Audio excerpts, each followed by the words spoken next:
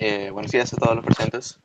Mi nombre es Christopher Rufasto y yo les estoy dando la bienvenida al TAC número 4, organizado por el CERIN por el MBS.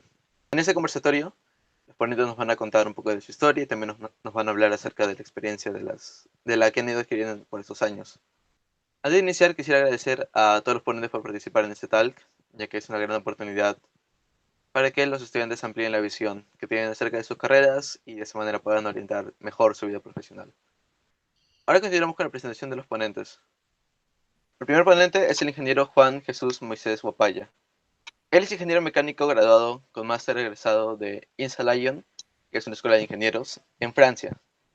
Elaboración de una tesina de máster en la Universidad de Stuttgart, Alemania, en la planificación y automatización de procesos de investigación y manufacturas con procesos robóticos y actualmente trabajando en el Departamento de Procesos Térmicos del Centro de Investigación y Desarrollo de Vallourec, una empresa del sector de la siderurgia que fabrica tubos en acero para la industria petrolera y de gas. El segundo ponente de hoy es el ingeniero Germán Harold Tovar Paucar, que él es ingeniero mecánico con grado de máster egresado del INSA de Lyon, Escuela de Ingenieros de Francia. Formación orientada hacia la concepción, el desarrollo y o para diversos sectores industriales, sea en la aeronáutica, en el sector automotor, automotriz, etc. Entonces, para darle ya comienzo de una vez, vamos a hacerles las preguntas correspondientes a los ponentes. Entonces, vamos a empezar con llamar. ¿Por qué decidiste estudiar ingeniería mecatrónica en la uni? ¿Por qué decidí estudiar? A ver, bueno, primero antes que nada agradecer la oportunidad de estar aquí, saludar a todos los presentes también. Espero que de una u otra manera nuestra experiencia acá con mi compañero Juan pues les pueda servir en algo, ¿no? Pasando a responder la pregunta, ¿por qué estudié ingeniería mecatrónica o en la uni? Pues bueno, siempre, ¿no? Desde pequeño siempre he sentido esta pequeña atracción por saber cómo funcionaban las cosas, por saber cómo se movían los juguetitos, las distintas máquinas que había, o los distintos productos que había en mi casa, ¿no? Entonces, siempre he sentido esa necesidad de repente de querer desarmarlos o ver qué había adentro. Y ya después, pues uno en el colegio se va dando cuenta de que un bueno para las matemáticas, tiene cierto gusto por la física, etcétera, y uno comienza ya a orientarse hacia la ingeniería, comienza a descubrir esta carrera. Y la uni tiene mucho prestigio en lo que concierne ingeniería, ¿no? Nadie aquí me lo puede negar. Es una universidad de difícil acceso, no sé decirlo así, complicado por sus tres exámenes, todo, entonces tiene bastante prestigio, bastante renombre, es una de las cosas que llama bastante la atención para cualquiera que se siente atraído hacia esta carrera. Eh, entonces fue uno de los factores determinantes esos también que me hicieron escoger la uni como carrera, perdón, como institución para estudiar ingeniería mecatrónica. Eh, ¿Por qué exclusivamente mecatrónica? Me llamó bastante la atención por lo que proponía. Siempre relacionado a este mundo de la robótica, que era una de las cosas que me apasionaban cuando estaba en la época de colegio, ¿no? Y aparte que el nombre también suena bastante interesante. Fue una de las cosas que también me ayudó a convencerme, más allá de que sea un tema algo banal, pero a ver, todo suma cuando uno está en la época de colegio, ¿no es cierto? Eh, entonces ya después uno buscando más a profundidad el tema, pues se da cuenta de que tiene cosas interesantes, ¿no? Programación, robótica, un campo laboral que se orienta hacia el futuro, una carrera muy orientada hacia el futuro y son cosas que a mí me llamaron bastante la atención, ¿no? Por eso mi decisión de carrera. De mi parte, igual agradezco a todos por la presencia y muy buenas tardes, supongo, buenos días allá en Perú, ¿no? Yo creo que voy a compartir algunas cosas que dijo Geomar también, de la misma manera, o sea, yo también siempre me interesó la parte mecánica sobre todo, ¿no? De cómo funcionan las cosas, los dispositivos, todo lo que vemos en general, ¿no? El movimiento, etcétera. Sin embargo, yo elegí mecatrónica más que todo por un desafío, o sea, es decir que todo el mundo sabe que mecatrónica en la uni es una de las carreras más pedidas hasta cuando uno pasa por las avenidas y vemos ahí cómputo general, entonces siempre aparece, ¿no? Mecatrónica o mecatrónica como los primeros puestos, ¿no? A alcanzar. Entonces, yo vi a la carrera o sea, de igual manera el interés por ver cómo funcionan las cosas dentro de dispositivos mecánicos, electromecánicos o con informática, porque cuando éramos pequeños estamos en esa evolución, ¿no? De ese boom de la tecnología que actualmente lo estamos viviendo, ¿no? De la misma manera, vi también el desafío, ¿no? De poderme superar a mí mismo, de ver a qué punto yo pudiera llegar, ¿no? O sea, y exactamente fue por eso que también escogí mecatrónica, en general. Más que, pues, la Universidad de UNI siempre llama la atención, es una universidad que de bastante prestigio en Perú, hasta un poco en el extranjero, te puedo decir, y que forma bien, que justamente permite, ¿no? Mejorar sus competencias en sí mismo, ¿no? En aspecto de formación, educación. Bueno, sí, porque bueno, justo lo que ustedes han mencionado es también una de las razones por las que varios han ingresado. Creo que de aquí varios son cachimbos, los que están presentes. Y sí he tenido la oportunidad de estar con ellos. Y también nos han mencionado prácticamente lo mismo que ustedes nos han dicho. Creo que es una de las razones por la que todos nosotros ingresamos a la uni. El que es una carrera un poco desafiante, el que siempre es interesante por el nombre más que nada. Y también la mayoría, como es en mi caso al menos. Y también he escuchado por ahí de algunos, que porque es un reto ingresar a la uni, más a la carrera más pedida actualmente, que es ingeniería mecatrónica. Entonces, ahora vamos a dar pase a la segunda pregunta. Si es que les parece, empezamos otra vez con Yomar. Perfecto, no hay problema. Yomar, ¿cuáles son las diferencias entre las universidades peruanas y las universidades del extranjero, tanto en la parte de la enseñanza como el sistema educativo en general y otras cosas que puedas mencionar? A ver, diferencias. Hay algo que tenemos que tener muy en claro acá, es de que existe una diferencia muy notable entre lo que es una universidad francesa y una escuela de ingenieros francesa. No son lo mismo. Y ser un ingeniero de una universidad no es lo mismo tampoco que ser ingeniero de una escuela de ingenieros. Cuando eres un ingeniero que viene de la universidad, te orientas más hacia la investigación. No tienes el grado 100% ingeniero, vamos a decirlo así.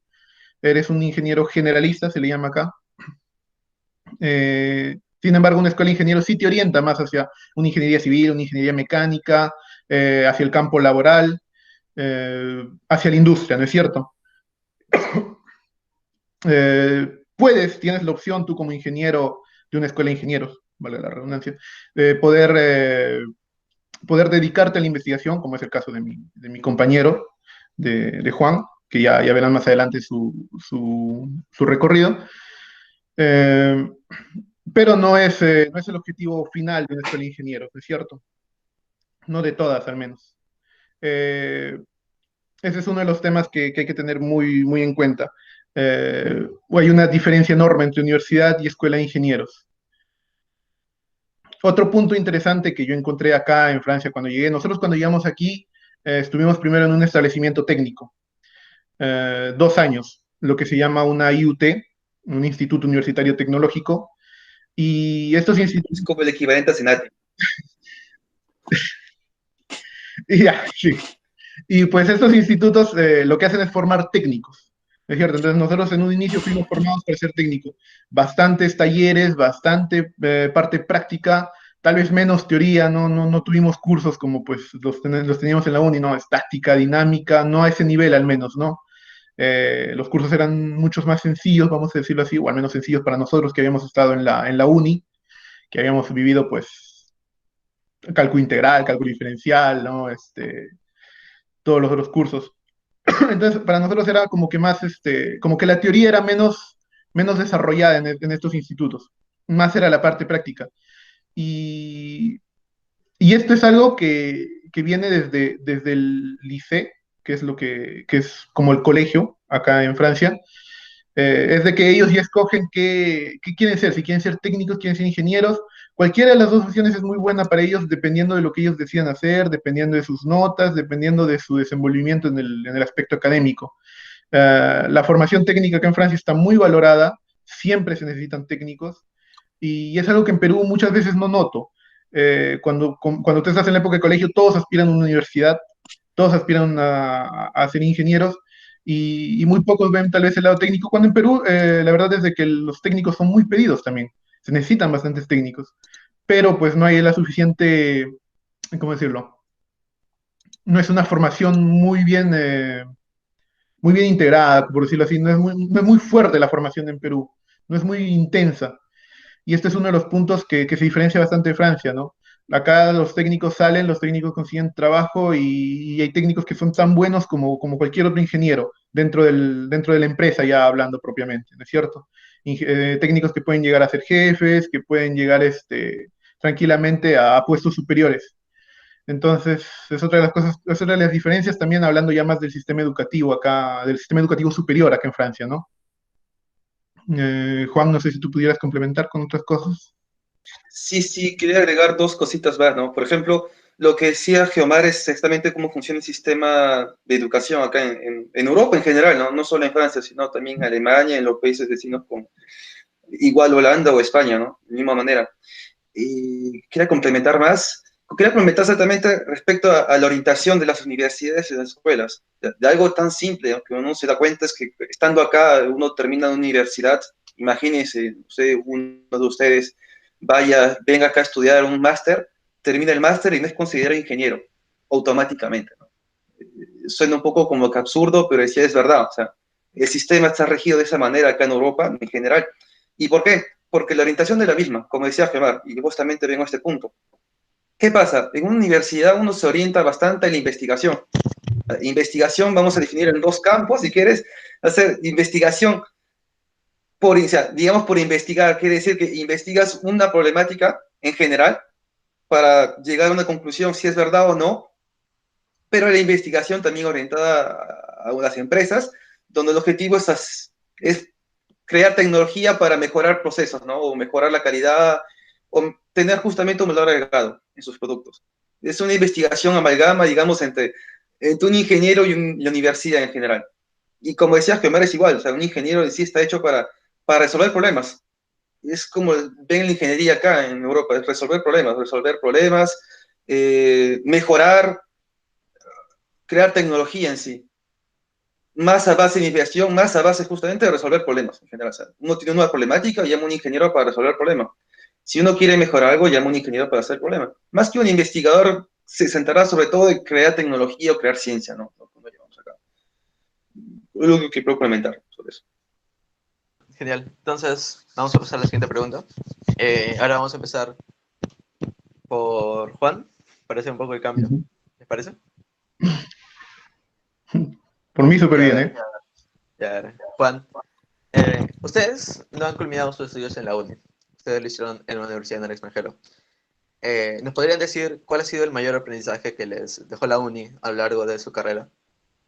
Bueno, en la uni, más que todo es la disciplina y ¿cómo es? Digamos, entre la disciplina y toda la carga de trabajo que uno tiene, ¿no?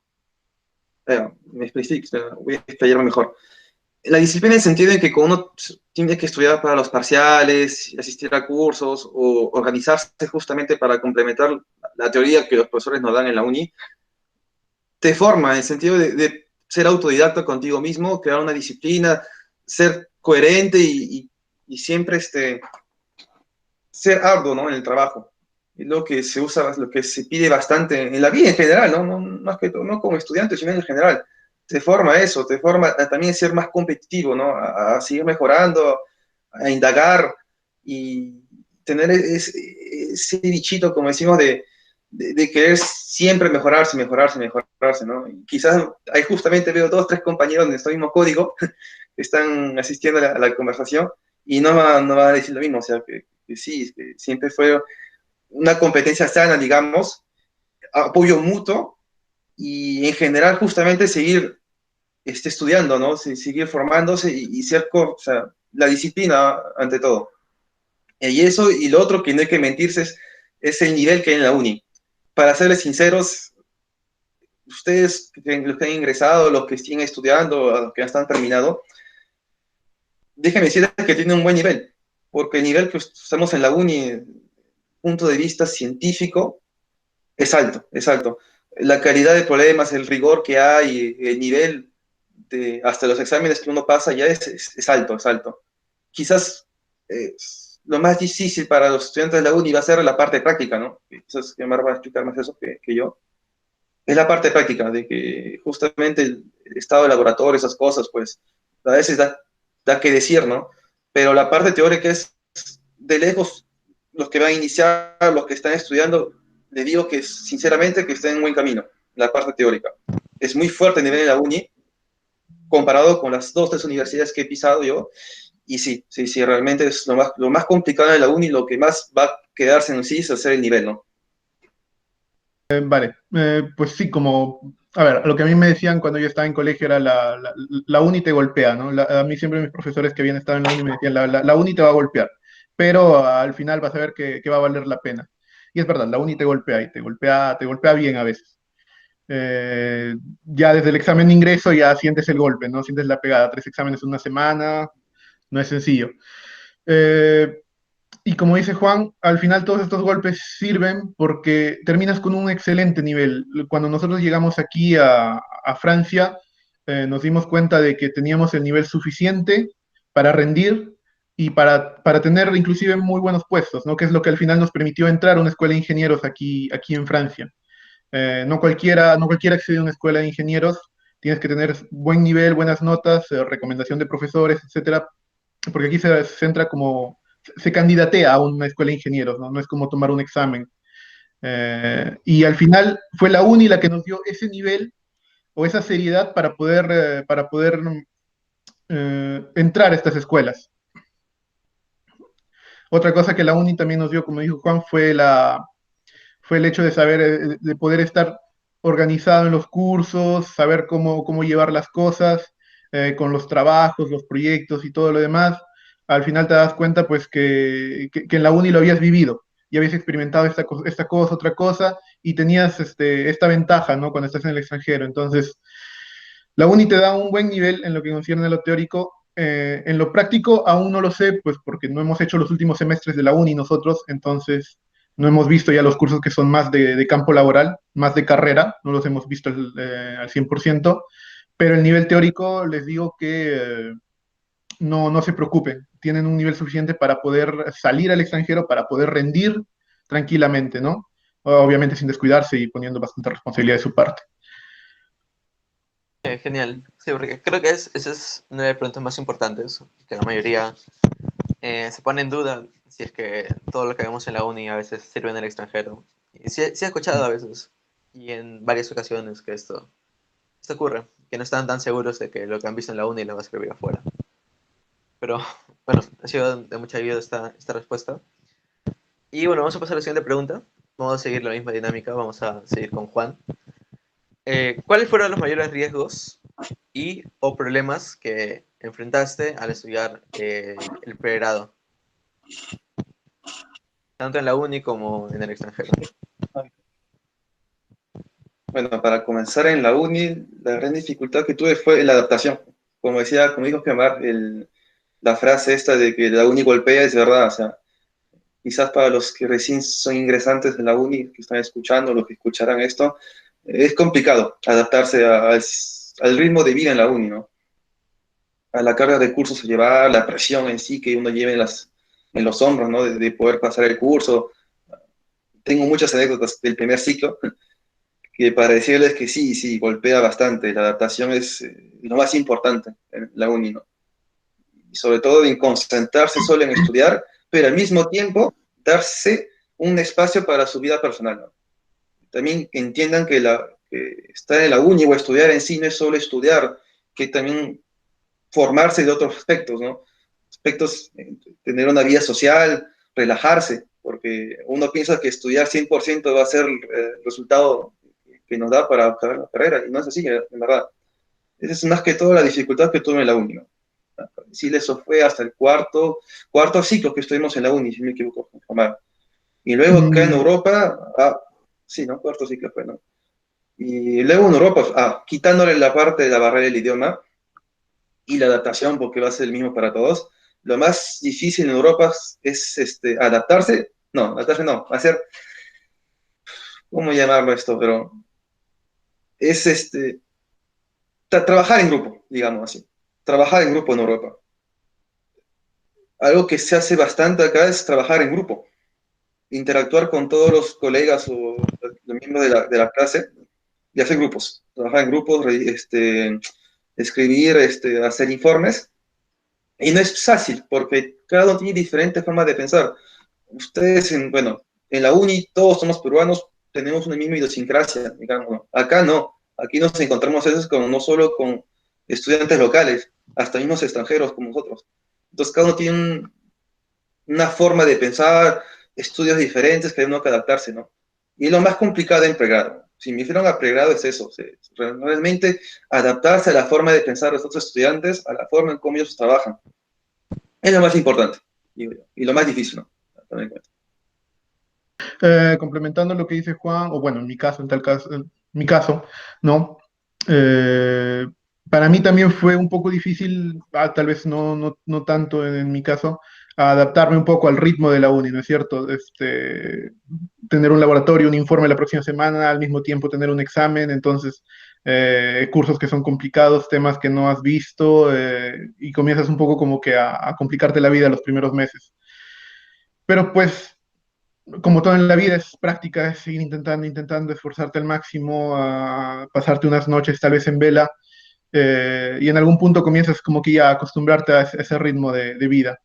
Eh, para mí tal vez lo que me chocó un poco más fue socializar, y fue lo que en algún momento me dijeron cuando estaba en la uni, me dijeron, vale, tal vez rindes académicamente, pero tienes que formar nexos, me dijeron, ¿no? Tienes que hacer este contacto con las otras personas, ¿no? Hacer tu propia red de contactos. Y es algo que a ustedes les va a servir en el futuro, porque como dijo Juan, no todo es estudio al 100%, o sea, está bien. Preocúpense por lo académico, estudien, traten de aprobar sus exámenes, apruébenlos, de hecho. Eh, pero también busquen la manera de relacionarse, porque eso a futuro les va a servir, ¿no? Eh, Tener siempre un contacto en un lugar, otro lugar es bueno porque vas a poder estar enterado de varias cosas, ¿no? Te va a servir para de repente poder encontrar un trabajo en el futuro, si necesitas algo, si es que ya estás trabajando y necesitas algo de otra empresa, de repente, oye, yo conozco acá, entonces te va a servir definitivamente para futuro. Eh, Vayan a centros de investigación, es algo que también les recomiendo, es muy útil, métanse a proyectos, trabájenlos, traten de desarrollar bastante su autonomía, porque eso les va a servir a futuro. Y es una de las cosas que a mí en la uni me faltaba y que yo me di cuenta cuando llegué acá. Cuando llegué aquí me di cuenta de que tal vez me faltaba un poco más de autonomía, me faltaba relacionarme un poco más y como dice Juan, acá todo se trabaja en grupo y pues ya tuve que lanzarme, por decirlo así. Tuve que irme, concentrarme en hacer contacto con la gente, ¿no? En tratar de relacionarme con ellos, más allá de la barrera del lenguaje y de la cultura, pues tenía que hacerlo porque sabía que era un déficit mío y tenía que trabajarlo. Hoy en día, pues ya me desenvuelvo mejor, ya tengo ciertos contactos, puedo trabajar en grupo, en autonomía, tranquilamente, ¿no es cierto? Solo para agregar un detalle pequeño, o sea, que no es pequeño, pero quizás agarre un poco, pero acá en Europa no existe el susti, así que lo más difícil también es adaptarse, que no hay el sustitutorio acá como en la uni, ¿no? Así que ¿Verdad? Qué buen Acá dato, qué jalas buen y dato. no hay jalas. susti. Qué buen dato, qué buen Jalas y dato. jalas. Ya. Para tenerlo en cuenta. Eso sí es Tampoco hay difícil.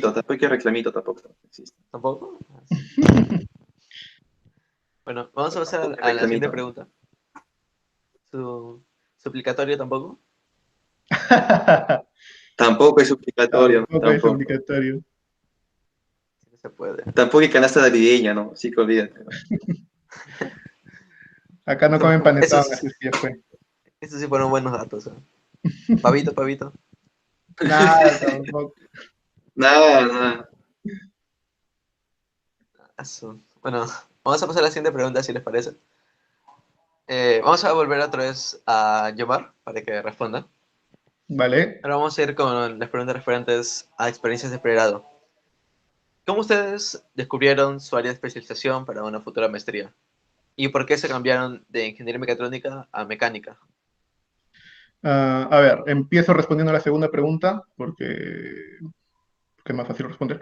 Eh, Cuando vas al extranjero, mecatrónica, o al menos aquí en Francia, mecatrónica como carrera no existe. Entonces, cuando nosotros postulamos esta beca, no teníamos la opción de mecatrónica en la lista de opciones, ¿no es cierto?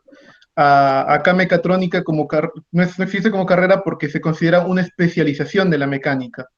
Tú estudias ingeniería mecánica y en algún punto en tus años de formación dices, vale, quiero especializarme en mecatrónica y puedes seguir esta formación, por decirlo así, alternativa, pero dentro de la mecánica, ¿no es cierto?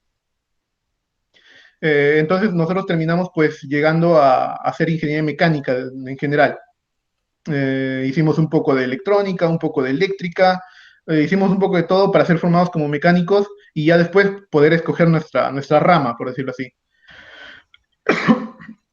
Y ya estando acá en las instituciones técnicas que te hablé al inicio, yo al menos me di cuenta de que tenía un más gusto por la concepción, por todo lo que era dibujo de planos, diseño de productos, que el hecho de que haya una problemática y yo poder tener las herramientas para resolver esta problemática, ¿no es cierto? Una empresa que necesita un nuevo producto, un nuevo diseño o remodelar una máquina o readaptar una máquina que ya tenían, yo me di cuenta que me llamaba mucho más la atención eso que la mecatrónica en sí, finalmente, ¿no? Que la electrónica, que la parte electrónica, que la parte de programación. Eh, este es un tema muy relacionado a la región y es otro punto que también quisiera compartir con ustedes, es de que acá en Francia las instituciones, tanto técnicas como escuelas de ingenieros, están en constante comunicación con las empresas de su región. Entonces, estas empresas le hacen saber a las instituciones qué necesidad tienen en el campo laboral y le dicen, oye, nosotros necesitamos esto, ¿no? Nosotros pedimos más esto, y las escuelas adaptan sus formaciones para formar ese tipo de ingenieros para su región. Y en mi caso, en mi región, lo que más abundaba, lo que más se pedía eran ingenieros conceptores, porque yo estoy cerca de una ciudad que se dedica a la aeronáutica, es Toulouse, tal vez algunos hayan escuchado hablar de usted, de eso, ¿no?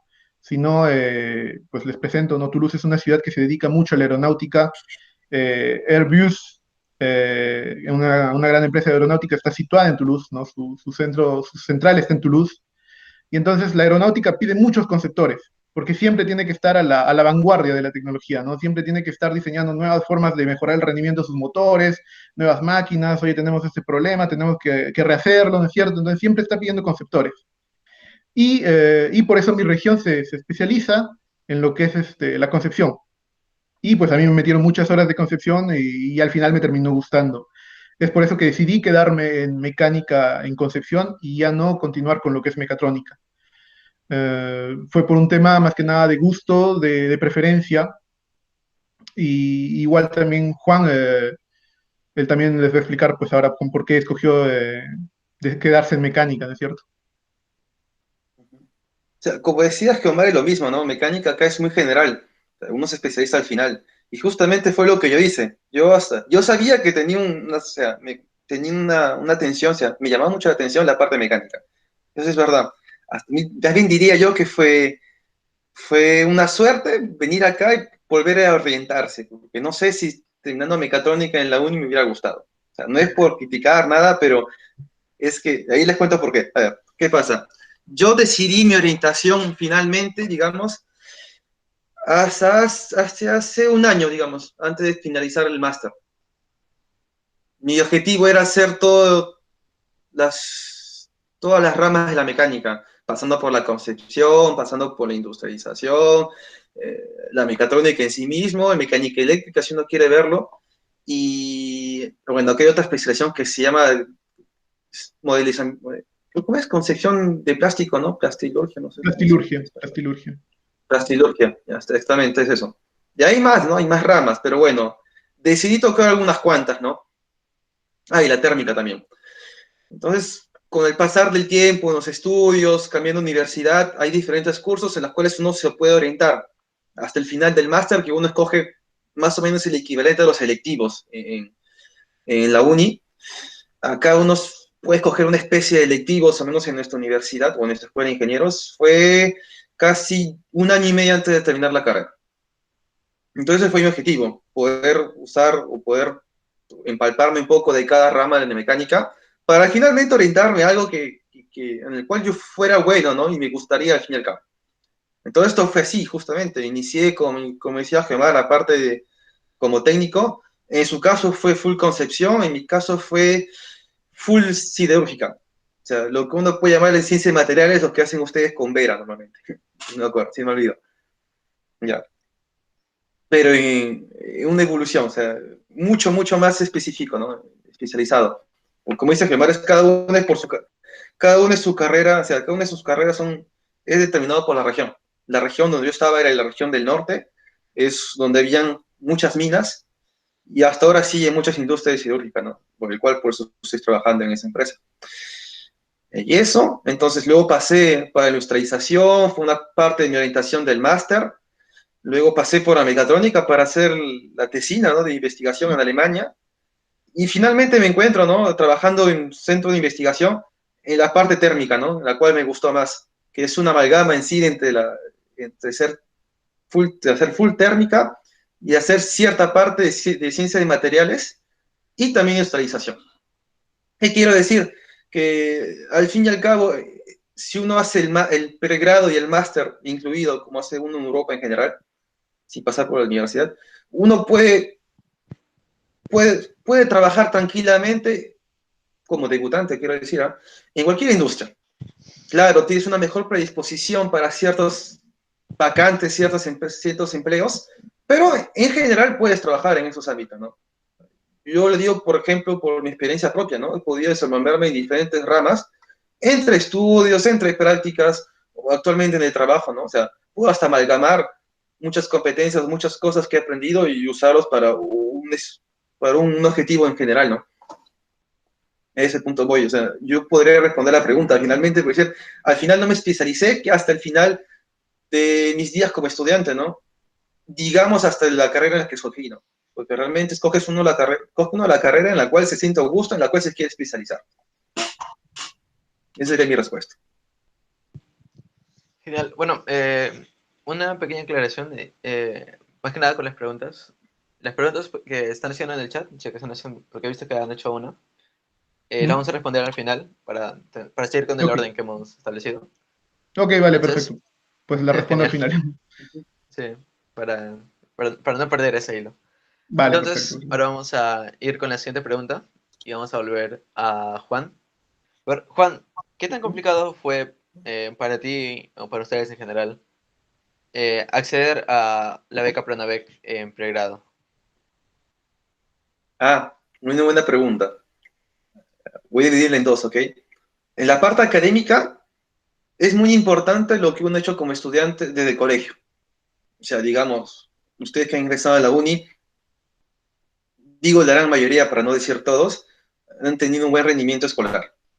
Desde ese punto de vista, ya casi tienen el 50% ganados en caso de postulación en una beca, ¿no? Sea Pronavec o vayan a pasar por la OEA o una especie de Erasmus Mundo si aún existe. No sé si. Lo siguiente, que es más importante de aspecto como estudiante, va a ser cómo se desenvuelven los primeros ciclos. No quiero meterle la presión a decirle pónganse a estudiar como locos y saquen 20 o 20 en todos sus cursos, ¿no? Incluido física 1, X. No, lo que quiero decir es que sean constantes y que no descuiden sus estudios, nada más eso. Y eso poco a poco van a ver los resultados. Pero es importante lo que eso sí, las notas, ¿no? Solo para un pequeño dato que va a ser importante, y justamente tengo una amiga a la cual estoy asesorando para eso. Cuando uno quiere postular algunas becas, sobre todo para Europa, ustedes han visto, bueno, los que conocen ORCE, ¿ya? Ustedes pueden pedir su certificado de notas a ORCE. En ORCE hay dos tipos de certificados. Certificado normal, donde sale de 0 a 20 y sale sus 14, sus 15 y sus 16 ponderado. Si tienes 17 mejor. Pero también tiene el equivalente europeo, o sea, el equivalente internacional, que son las letras A, B, C, D y F, creo, si me equivoco.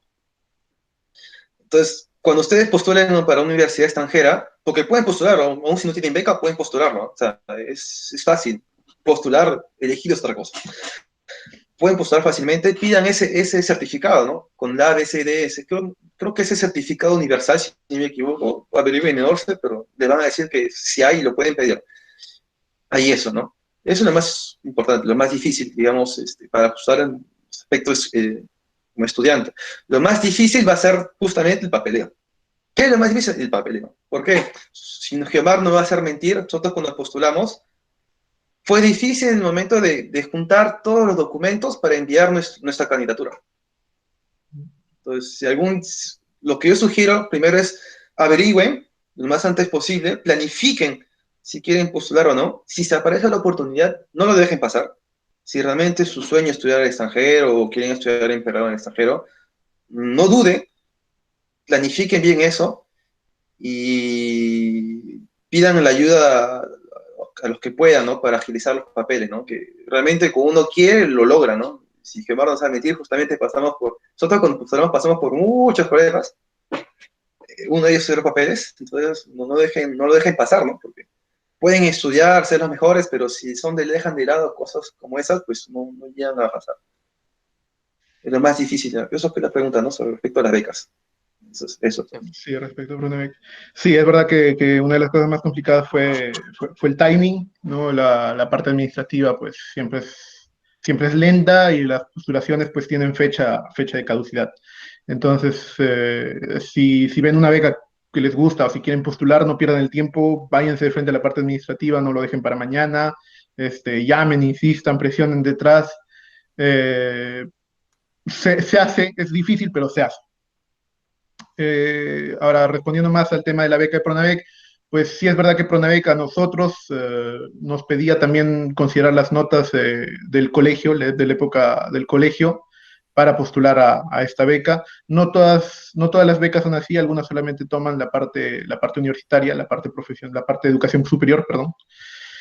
Entonces, traten de mantenerse bien en sus notas, ¿no es cierto? Traten es difícil en la uni, es difícil, algunas veces tienes que sacrificar un curso por otro o cosas así, entonces lo sabemos, ¿no? Lo hemos vivido, pero pues traten siempre de mantenerse constantes, de mantenerse no necesitan ser los primeros, no necesitan veintear todos los cursos, pero sean constantes en sus notas, sean buenos, ¿no es cierto? Pasen sus materias y lo más importante, aprendan, ¿no? En el proceso, no solamente notas. No se preocupe solamente la nota, no, porque plancha si tienes un notón y ya está, ¿no? Pero no es la idea. La experiencia de la...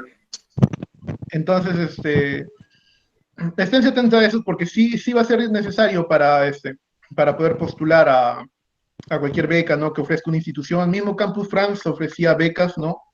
En la misma uni también hay becas, hay convenios, no sé si todavía siguen en pie, no, hace tiempo que no veo, pero sean ahí curiosos, buscando, ¿no? Siempre viendo la posibilidad. Porque al fin y al cabo la mecatrónica es una carrera que en el Perú, su campo laboral, al menos cuando yo estaba por ahí, era todavía algo corto. Entonces, para mí mi idea siempre había sido, pues, partir en algún punto al extranjero para poder desarrollarme más profesionalmente. Y esta beca me cayó, pues, como anillo al dedo. Entonces, yo los invito a ustedes también a que vivan esta experiencia de salir al extranjero. Es súper útil, es súper enriquecedora como experiencia, no solamente a nivel profesional, sino a nivel personal también. Conoces gente, conoces culturas, conoces nuevas cosas, nuevas experiencias. Eh, entonces, esténse atentos siempre a eso, ¿no es verdad? Sí, eso es todo. Sí, solo para terminar, sí, realmente igual, querías, postulen, no duden, si realmente quieren ser extranjeros, duden, postulen, hasta pueden postular de sus mismas cuentas, ¿no? Que hasta hay veces hay becas dentro de las universidades, ¿no? Solo hay que informarse bien, esas cosas. Y también estudien sus idiomas, ¿no? Porque sin idiomas realmente no se le van a cerrar muchas puertas, ¿no? Y para dar la cuota de humor, como decía Gemar, aquí en Europa tampoco hay planchas, así que olvídense de eso. La plancha no existe. Vamos a pasar a la siguiente pregunta. ¿Qué tan importante es leer publicaciones científicas o papers para un buen desarrollo profesional? Cualquiera puede responder, ahora sí. Juan, te dejo. ¿Tú quieres más? Sí. A ver. Verdad. A ver, siempre hay que leer, siempre tienen que leer las publicaciones científicas, ¿no? Por tres razones. Primero, por bagaje personal. Si uno quiere aprender algunas cosas, uno es curioso, como todo estudiante, ¿no? De ciencias aplicadas en general, uno es curioso, entonces quiere aprender y hay que leer las investigaciones científicas.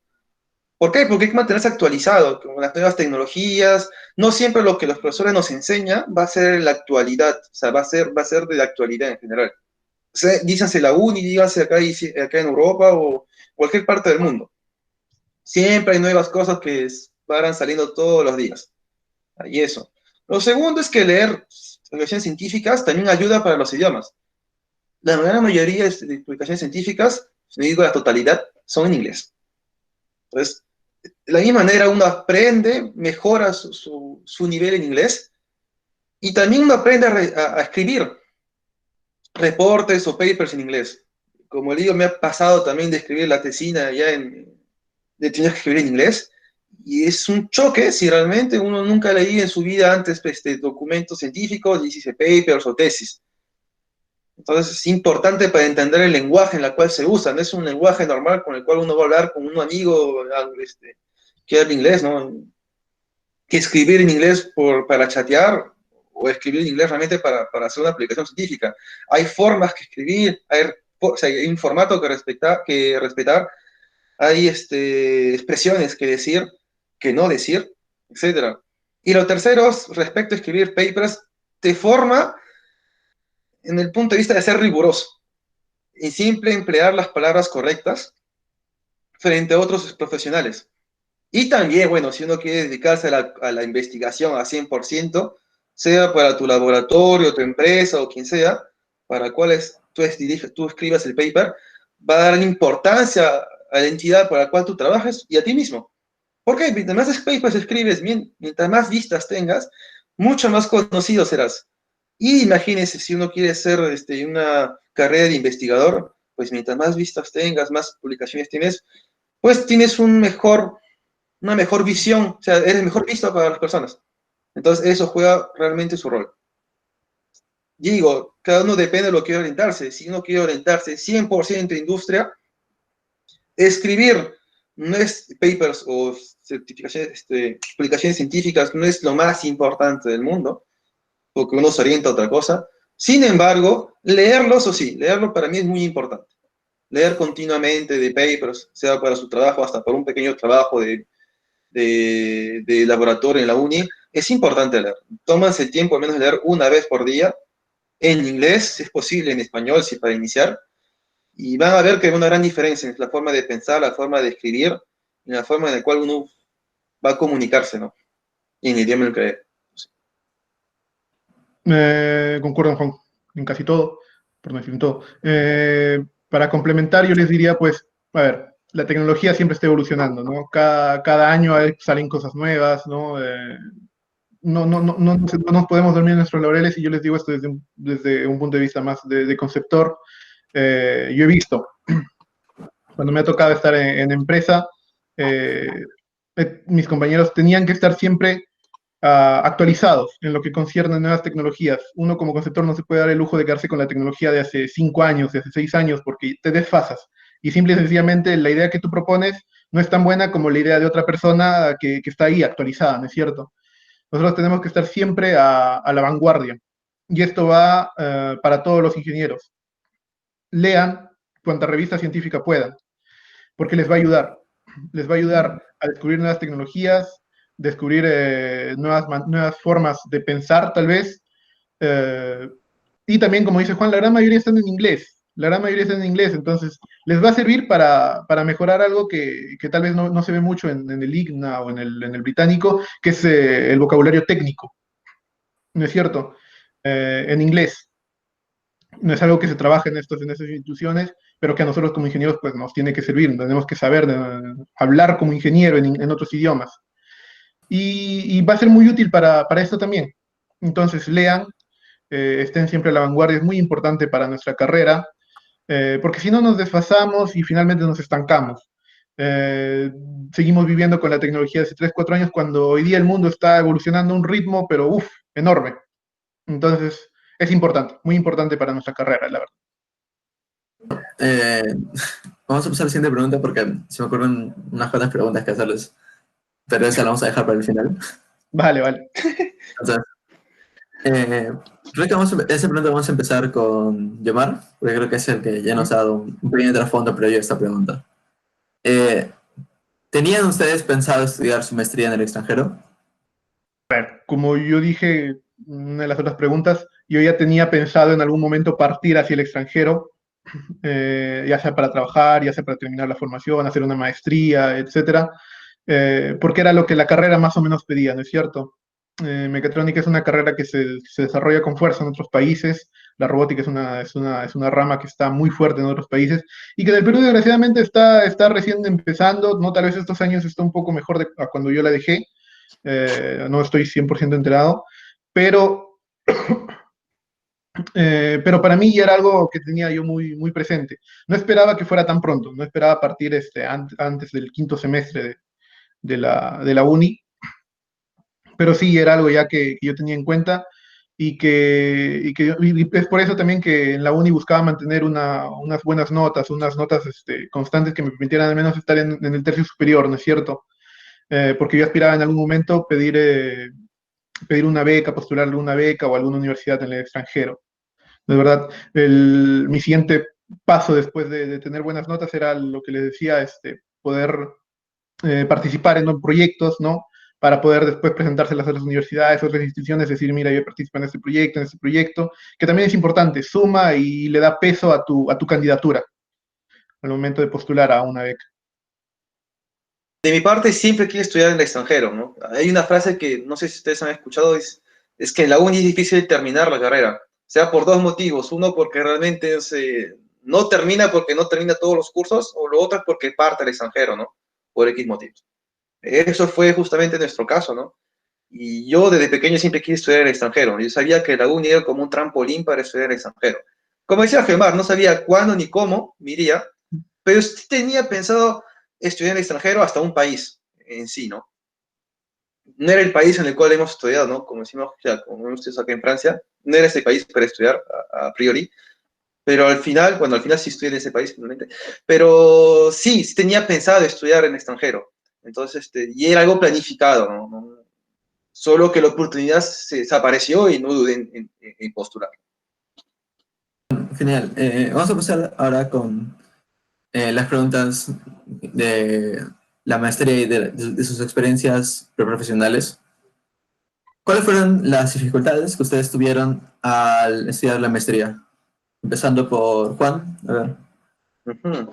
Las dificultades.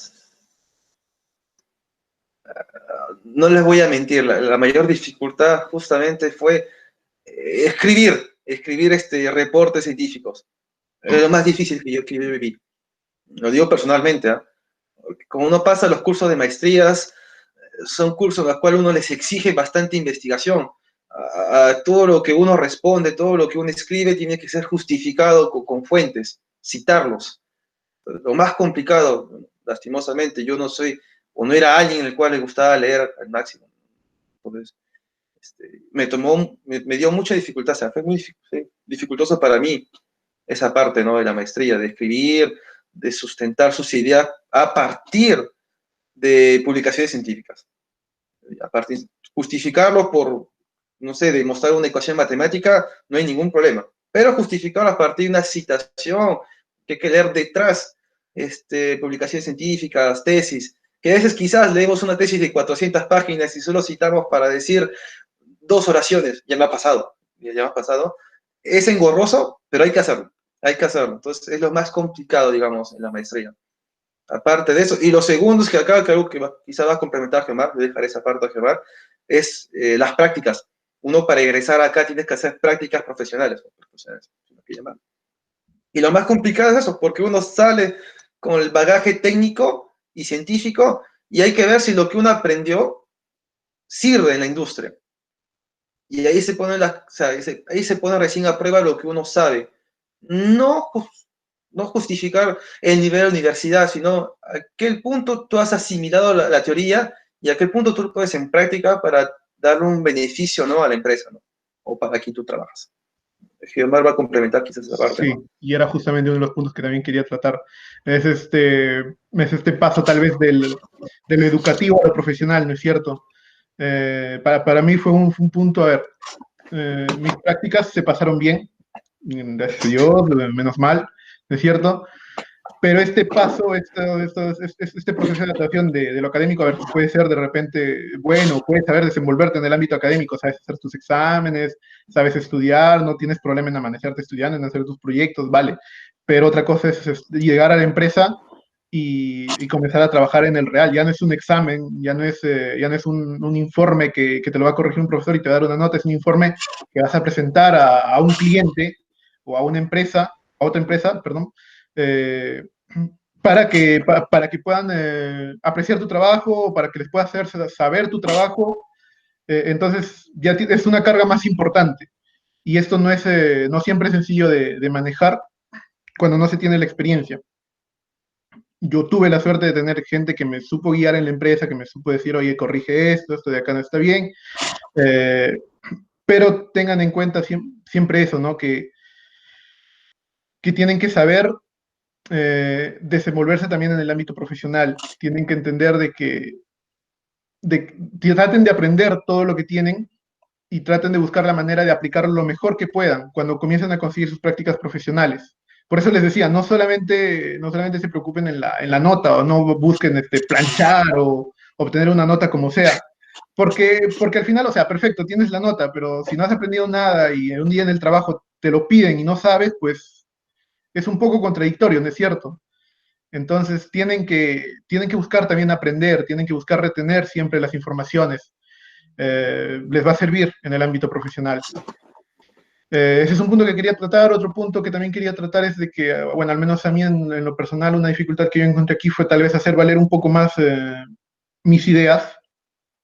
Esto se complicó un poquito más por el hecho de que era extranjero, ¿no? Acá cuando eres extranjero, a ver, no es racismo, pero es siempre como este prejuicio que uno tiene, ¿no? Del extranjero que no sabe hablar o que Entonces, cuando me tocaba hacer grupos, pues yo trataba de expresar mis ideas y al inicio como que no tenían mucho peso. Y decía, bueno, ya, me están dejando pasar mis ideas, bueno, no importa. No lo hacían de mala fe, pero lo hacían al fin y al cabo. Entonces uno tiene pues que empezar a ponerse más fuerte, ¿no? Primero pues yo tuve que superar el idioma, la barrera del idioma, pues no va a ser el caso para todos, ¿no? Pero pues tienen que saber, a ver, no imponer, pero tienen que hacer pesar sus ideas con justificaciones detrás, ¿no? No solamente dar una idea por dar, sino tener un bagaje detrás que les permita, pues, hacer valer sus ideas, sus opiniones. Esto sobre todo cuando trabajen en grupo, también cuando trabajen en la empresa, ¿no? A veces van a hacer reuniones para dar ideas. Tenemos este problema, ¿no? ¿Qué proponen? Y pues tú tienes que dar una idea, otra idea y tienen que ser ideas justificadas, no solamente lanzar por lanzar. Y esto es algo que también tienen que empezar a trabajar. Antes de continuar, porque quedan unas cuantas preguntas, invito al público a que vaya dejando sus preguntas para hacerlo un poco más ágil al final. Y bueno, vamos a pasar a la siguiente pregunta ahora sí. ¿Cuál es la diferencia que hay entre hacer investigación o trabajar en la industria? Sea en la metodología, en los trabajos que tienen que hacer, en cómo empiezan a realizar la actividad. Eh, ¿Qué es lo que ustedes nos tienen que comentar en ese aspecto? A ver, Yomar. Sí, dale. Pues bueno, yo creo que esto depende más que nada de la persona, de uno mismo, cómo se siente. Yo comento casos o mi caso mismo, ¿no? Que después de años de estar estudiando, llega un punto en el que simplemente dices, ok, ya hasta aquí, ya estudié demasiado, ya me formé. Has tenido tus prácticas que pues has sabido desenvolverte en tus prácticas, todo, entonces dices, sí, yo creo que ya es hora de trabajar. Eh, Hay otros como he tenido compañeros del mismo caso de Juan que de repente han optado más por el tema de la investigación, pues porque todavía tenían esta voluntad, ¿no? De seguir de repente en un ámbito un tanto más académico, el hecho de tener que escribir, hacer publicaciones, etcétera. Entonces, para mí pasa más que nada por un tema de gustos, un tema de cómo tú te sientes cuando vas llegando hacia el final de tu carrera, qué es lo que tú deseas hacer. Las dos opciones son igual de buenas. Mm, Tal vez la investigación en el Perú es un poquito más complicada, ¿no? O sea, viendo el contexto, tienes que ver evidentemente el contexto en el cual te encuentras, pero pues al final, si de verdad deseas hacer investigación, tienes que abrirte camino, ¿no es cierto? Si es de verdad lo que deseas, pues vas a estar ahí pendiente, buscando la manera tal vez de integrar un grupo de investigación, tal vez partir al extranjero a hacer investigación, o sea, pero tiene que partir de ti. Una no es mejor que la otra, los dos tienen igual igual peso, igual importancia, en los dos, si tú quieres, en los dos vas a poder desenvolverte tranquilamente, ¿no es cierto? Sea cualquiera la opción que elijas. Quiero tocar la respuesta de otra manera, de otro punto de vista. Para mí, investigación, dos formas de investigar, como dije antes, creo que al inicio de la conversación, o del talk, pues uno investiga porque hay una problemática, uno investiga para realmente dar un valor agregado detrás del producto, ¿no? Para quien tú trabajas. Investigar, ya lo he hecho, he pasado por los dos ámbitos y justamente lo que yo buscaba era hacer una fusión de todo eso, ¿no? Explico. En laboratorios, en general, cuando uno investiga, uno pasa por todo un método, el método científico, ¿no? El de realmente observar, leer, sacar todo lo que se llama, todo lo que es la base teórica, el contexto teórico. Luego poner su hipótesis, observar, hacer la experimentación y conclusión.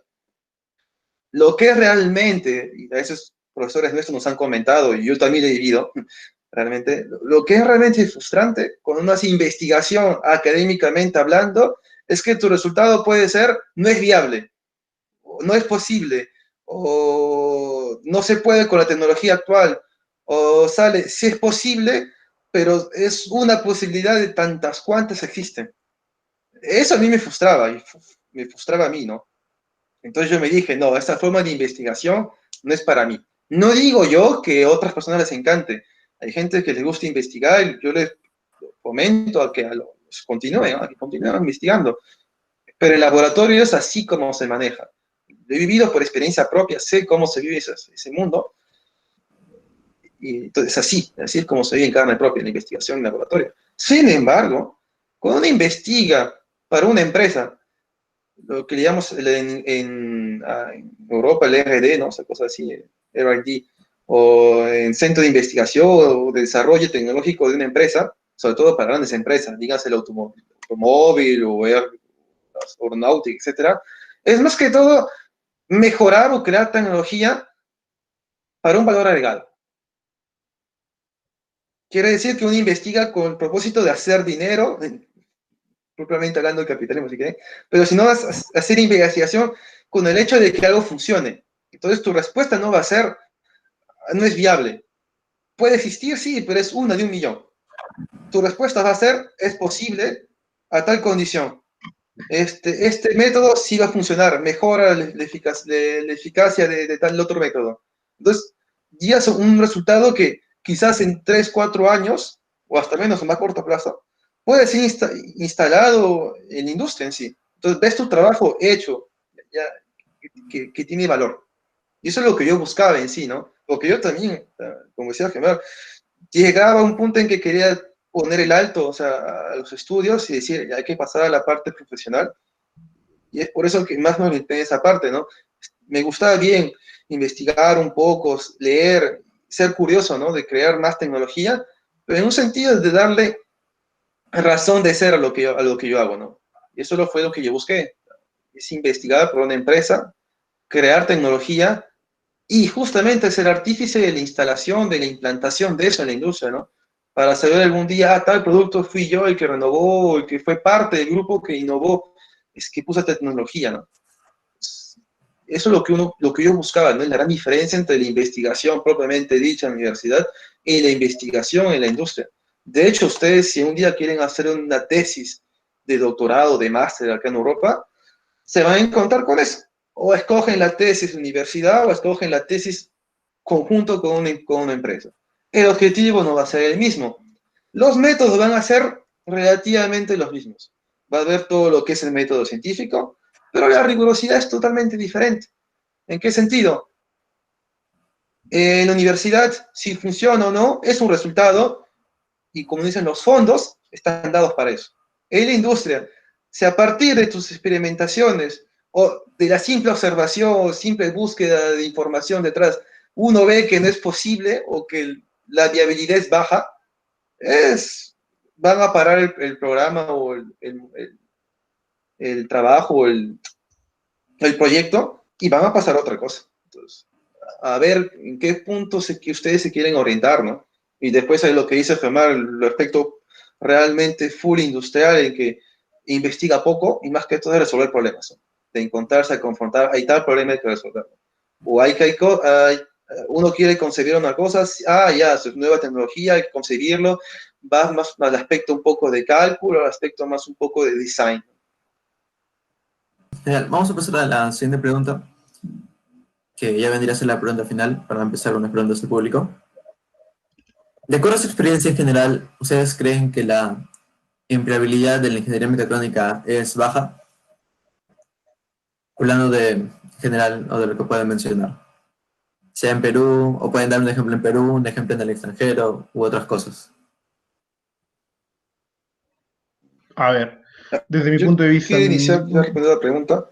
No, no, Este, no, pero dale, dale. ya bueno, rápidamente. En Europa lo que más van a ser asociado a la ingeniería mecatrónica van a ser los automatos, cosas así. O sea, los que van a realmente manejar todo lo que es automatismo, ¿no? Van a pedir mucho control electrónico, el control, no sé, integradores, cosas así. No sé si realmente la traducción es buena en español o no. Pero sí, sí hay empleos para mecatrónicos, propiamente dicho, ¿no? Ahora que cogen esa rama. De que existe, sí. De hecho, veo, veo la incrementación poco a poco de esas plazas de empleo, ¿no? Justamente, sí, sí. Comienza a tener un poco de peso eso, de ese aspecto. Hasta en investigación. Créeme que hasta en investigación comienza a tener peso esa parte. Con todo el boom de la inteligencia artificial, de la industria 4.0, etcétera. Sí, comienza a tener peso y comienzan a liberarse plazas. Ese es mi punto de vista. Sí, a ver, yo también comparto la idea. La ingeniería es una carrera del futuro que ya se empieza a vivir ahora, ¿no? Cada vez hay más plantas o hay más empresas que pasan completamente al automatismo. Y es en este punto donde el ingeniero mecatrónico pues, va a tener un gran valor. Va a ser él el que va a programar, va a ser él el que va a controlar, el que se va a encargar de ver la calidad, etcétera. Entonces sí, sí hay un campo laboral desarrollado ya de la ingeniería mecatrónica. En Perú se está empezando. Ya nuestro código, que ya egresó también hace un tiempo, ya lo está viviendo, forma parte ya de ciertas empresas, ¿no? Tiene su campo laboral, tiene su trabajo, entonces sí hay oportunidades, tanto en el Perú, y empiezan a ver, como en el extranjero, ¿no? Que es tal vez un poco más desarrollado porque ya llevan más tiempo haciéndolo. Entonces sí, es una carrera que definitivamente tiene empleabilidad. Eh, Como les digo, hay que saber buscar, perdón, hacerse su propia red de contactos para poder encontrar pues su trabajo, su lugar, ¿no? En el mundo de la industria. Bueno, ahora vamos a pasar con las preguntas del público, disculpen. ¿Mm? Y bueno, precisamente hay una para cada uno. En este caso, Yomar Matías Lisa nos comenta. Hola Yomar, ¿a qué te dedicas día a día como ingeniero mecánico especializado en construcción? ¿Hay algún proyecto que nos puedas comentar? Sí, claro, a ver. Primero, mucho gusto, casi tocayo, ¿no? Una letra nos separa. Eh,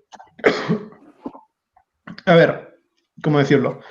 La concepción, ¿qué es un ingeniero conceptor, no es cierto? Las empresas van a tener necesidades, van a tener una problemática a resolver, como dije, tal vez una máquina que necesita readaptar, o un problema nuevo que se les presentó, o no sé, por ejemplo, un motor que su rendimiento de pronto decayó y necesitan encontrar una nueva manera de mejorarlo. Entonces, es ahí donde interviene el ingeniero especializado en concepción. Él va a venir, él va a escuchar a la empresa o al cliente y va a decir, vale, entiendo tu problemática, entiendo las condiciones de trabajo de esta máquina, de este producto, y me corresponde a mí encontrarle una solución. Presentarle, ya sea cambiar completamente el producto o ya sea readaptarlo, agregarle cosas, quitarle cosas, depende de mí. Y depende de mí hacer también todo el estudio que hay detrás, ¿no es cierto? Tal vez evaluar el ambiente en el cual va a trabajar este producto, esta máquina. Eh, Hay vibraciones, ¿no? A qué temperatura va a trabajar, porque tú sabes, de repente calienta demasiado y algunas cosas dejan de funcionar, o tal vez es demasiado frío, otras cosas no funcionan. Entonces, todo eso de ahí tenemos que tenerlo muy en cuenta, ¿no? Hay condiciones sobre las cuales nosotros trabajamos, perdón, sobre la cual el producto trabaja y nosotros tenemos que encontrar las mejores soluciones para que la máquina funcione a un óptimo estado. Para pasar a un caso más concreto, a ver, te comento un proyecto en el cual yo trabajé. Eh, Safran es una empresa que se dedica principalmente a hacer motores o turbinas para los aviones. Desde hace unos 2 o 3 años ha empezado a trabajar en lo que es ya la parte interna del avión, ¿no? La parte de los asientos, todo esto. Y a nosotros nos llegó, bueno, a la empresa donde estaba haciendo mis prácticas, le llegó un proyecto para trabajar. Eh, perdón. Entonces, a mi empresa le llegó. No, no, es Safran con S. Mm. Safran con S. Búscalo por internet, googlealo. Es súper Es súper grande como empresa, la verdad. Ajá, así, exacto.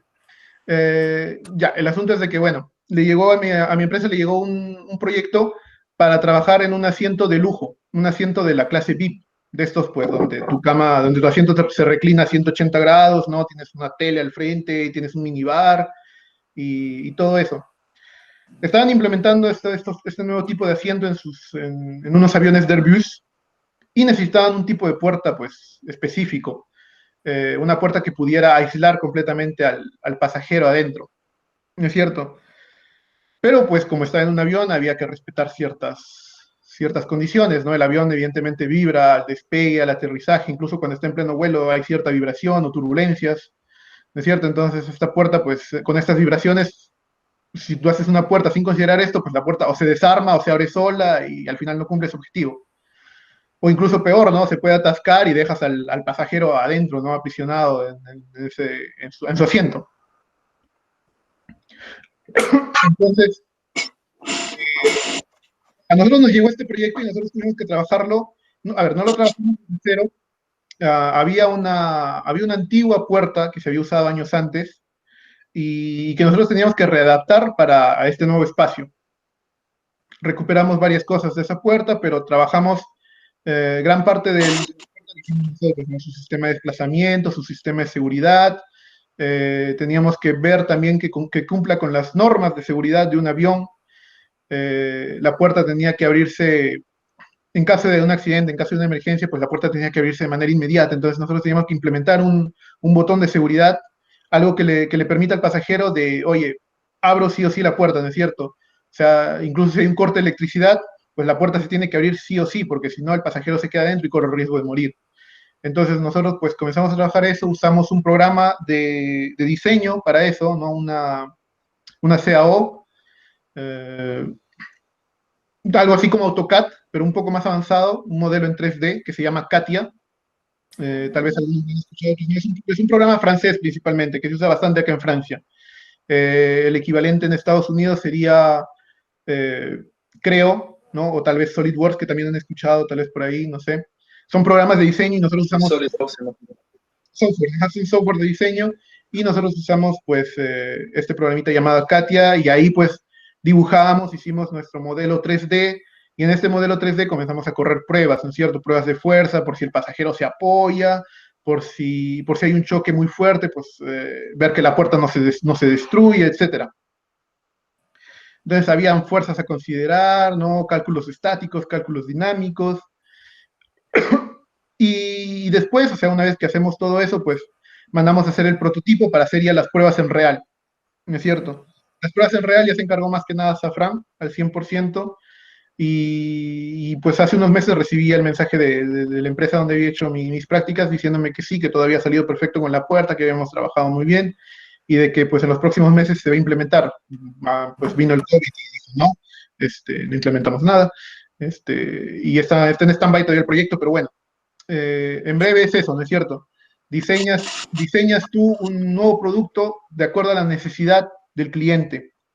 Le das tu toque, es personal, o sea, tú le das tu toque, pero siempre respetando lo que el cliente establece, lo que la empresa o el cliente establece. Por ejemplo, el botón para abrir la puerta, pues la fuerza necesaria para abrir la puerta no podía exceder los 50 newtons, me parece que era lo pedido. Entonces, pues teníamos que escoger un buen botón, teníamos que escoger un buen sistema de apertura, ¿no? De tal manera que el cliente pues no tenga que ejercer mucha fuerza en el momento de abrir la puerta, porque si no, ya deja de ser confortable. Y ese es otro punto también que tuvimos que tener en cuenta. Como era una puerta de clase VIP, la puerta tenía que verse bonita y tenía que ser muy confortable al momento de utilizarla. No podía hacer ruidos fuertes, no podía pues abrirse de golpe, ¡pum!, estrellarse contra el asiento de delante, por ejemplo, ¿no? Entonces, esas son otras cosas que también uno debe tener en cuenta al momento de diseñar estos productos. Teníamos que hacerles tratamientos a las piezas para que justamente tengan un buen acabado, pintarlas, por ejemplo, para que se vean bien, etcétera, ¿no? Prever dónde íbamos a poner las indicaciones, ¿no? Para decirle, oye, este es el botón de seguridad, no en caso de emergencia apoya aquí, o si pasa esto, haz esto, ¿no? Etcétera. Entonces, todo eso de ahí también son cosas que nosotros tuvimos que prever al momento de diseñar esta puerta. Eh, para darte un ejemplo, ¿no? No sé si te ayuda, no sé si te sirve, no sé si respondí al 100%.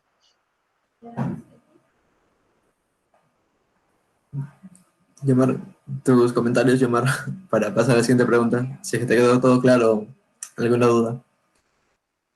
Sí, sí, todo claro. Muchas gracias. Gracias a Yomar, a Casito Gallo también, Vale. por responder. La verdad es que lo que buscaba era que nos contaras un poco de tu experiencia y si comentar un proyecto se podía también, bacán. Y muchas gracias. Creo que sí has respondido. Vale, no te preocupes. Es solamente uno de los proyectos en los que trabajé. Tuve otros, tanto en la universidad como en las prácticas, pero pues si me paso hablando de todos, nos pasamos más tiempo acá. Pero sí, o sea, puedes trabajar en varios campos, ¿no? Ese es un campo específico que te comenté, la aeronáutica, tienes otros, ¿no? Como el automotriz, el agrícola, hidráulico también puedes trabajar, etcétera. ¿No es cierto? Genial. Bueno, a ver, Yomar, y vi que prendiste tu micro. Continúa, por favor. Ok, quería. Lo que pasa es que tengo la duda, Safran y Rolls-Royce hacen, o sea, sé que Rolls-Royce hace las turbinas para los aviones. No sé si Safran también hace lo mismo, por eso planteé la duda, ¿no? Safran versus Rolls-Royce, ¿es así? ¿Hay una competencia por mercado o no tiene nada que ver? Eh, Acá en Francia, Safran tiene el dominio total. Acá en Francia es Safran el que domina el máster en lo que es hacer turbinas de avión, motores, etcétera. Entonces, no hay, la competencia como tal no la he encontrado aquí, te digo. Yo puedo complementar. Sí existe la concurrencia, de hecho, entre Safran y Rolls-Royce. Pero aquí Sí, mismo en sí, sí Francia, existe competencia. o Sí, sea, hasta aquí mismo. así. Hasta aquí mismo. Sí. Creo que las 320, creo, de Airbus está pensando usar Rolls-Royce también. Ya. Ah, bueno, Sí, sí, siempre se aprenden cosas nuevas. de concurrencia. Así es. Bueno, muchas gracias, gracias, Omar. Vale, de nada, de nada. Bueno, ahora vamos a pasar a la siguiente pregunta, que también es de Yomar, con I, y esta va dirigida hacia Jesús. Nos comenta: hola Jesús, me siento identificado con lo que dices, investigar para dar un valor agregado, para hacer las cosas cada vez mejor. ¿Hay algún proyecto de investigación que nos puedas compartir? Y además, ¿cómo es el día en el que te planteas un proyecto de los encargados de la financiación? O sea, ¿cómo es, lo dice, cambiar un Ajá. poquito, cómo es el momento en el que tú planteas el proyecto a alguien que se va a encargar de la financiación? A ver, de hecho la pregunta es al revés. El proyecto aparece y luego ¿cómo lo financias? A ver, ¿por qué? Como decía, voy a pasar solo de la investigación en la industria, totalmente industrial. Los proyectos aparecen porque hay problemas. Y todo parte de ese principio. Si un problema aparece en la industria, y si un problema que puede, si uno resuelve, dar mucho dinero o dar beneficio a la empresa, pues se va a plantear el proyecto. No es como la universidad, como digo yo, que uno plantea un proyecto y busca ver si alguien le financia o no. Es la diferencia que quería decir. En la industria no. Aparece un problema y si ese problema tiene que resolverse a partir de un proyecto, pues este se va a financiar, ¿no? De hecho, entonces la respuesta va a ser en sí, ¿cómo planteas un proyecto? No, es el proyecto se plantea solo y la pregunta es ¿cómo lo financiamos? Existe una necesidad de financiar en vez de buscar un financiamiento. A ver, ¿cómo digo eso? Y lo voy a empezar con experiencia propia. La empresa donde yo trabajo ha sufrido muchos problemas, sobre todo lo que le llamamos la sobrecarburación. Sobrecarburación. El curso de ciencias y materiales han visto que la martensita es la fase en la cual si uno tiene el acero templado, lo enfría rápidamente, se convierte en una microestructura súper dura y frágil al mismo tiempo. Eso quizás lo que no llevó a ver el curso de diseño de materiales en segundo ciclo, primer ciclo. Lo van a llevar y van a encontrarse eso. ¿Qué pasa? A veces pasa que cuando se agrega mucho carbono al acero o al hierro caliente, eso cuando se va a dar forma y cuando se hace templado, modo industrial, va a aparecer grietas. Las grietas, ¿por qué puede aparecer? Hay muchos factores, dentro de los cuales se detectó que había una sobrecarburación, o sea, había mucho carbono dentro del componente. Es un gran problema en el cual pues uno pierde, no tubos, cosas así.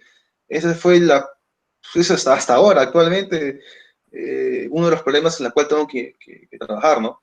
Y junto a otros, ¿no? Tengo que trabajar en 3 proyectos al mismo tiempo, ¿no? Uno es esos, y lo otro es en otro que ya está casi por terminar, ¿no? Que justamente yo lo tomé ya casi su término y va a ser para la industrialización, en el que hay un método para poder calcular la temperatura dentro de hornos industriales que se puedan controlar en tiempo real, ¿no? Eso se va a instalar pronto en una fábrica en Alemania. Y lo último también es hacer cálculos en sitio, o sea, in situ, o sea, dentro de la fábrica, para ver si hay anomalías o no. Entonces, para responder a preguntas, justamente la experiencia de investigación. No puedo compartir todo el detalle porque, bueno, lastimosamente todos los proyectos de investigación en las industrias son secretos, no se puede divulgar fácilmente, pero lo que sí puedo decir son los grandes rasgos. De hecho, el proyecto en el que está trabajando es un proyecto en el cual puedas calcular en tiempo real, ¿eh? Todo lo que es en tiempo real. O sea, que hay un problema al toque, podemos saber si esto, ¿no? Tiempo real. La fisura dentro de la fabricación de tubos de acero. Esos tubos de acero, como explicó en la introducción Christopher, está destinado para el petróleo, para poder hacer pasar petróleo dentro de los tubos, ¿no? Dígase, gas de camisea, también nuevo gas. Hay tubos en el cual van a pasar el gas de camisea que viene de Cusco hasta Lima, digamos, o Piura, cual sea. Esos tubos, en caso tienen una defectología, pues se rompen o hacen una fuga de gas catastrófico para todos. Entonces, como uno produce sus tubos, tienen que ser conformes a ciertas normas. Para evitar que sean sin conformidad, lo que uno quiere hacer es implantar un programa, un software que pueda calcular en tiempo real, digo en tiempo real, máximo tiempo de cálculo, 30 segundos, ¿sí? Para ver si se detecta una fisura o no. Es en el cual estaba trabajando, ya estaba trabajo en sí. Es en eso, o sea, investigar métodos en el cual, por medio, eso sí, hay bastante matemática, hay bastante cálculo de ciencia material, hay bastante cálculo entre resolver problemas térmicos, mecánicos, de metalurgia, hasta procesos industriales mismos que tienes que resolver al mismo tiempo para llegar a eso, ¿no? Entonces, esos son los proyectos de investigación que uno hace para las empresas, ¿no? A partir de un problema, crear algo, resolver algo, para poder, primero, subsanar el complot que hay, ¿no? Dentro de la industria.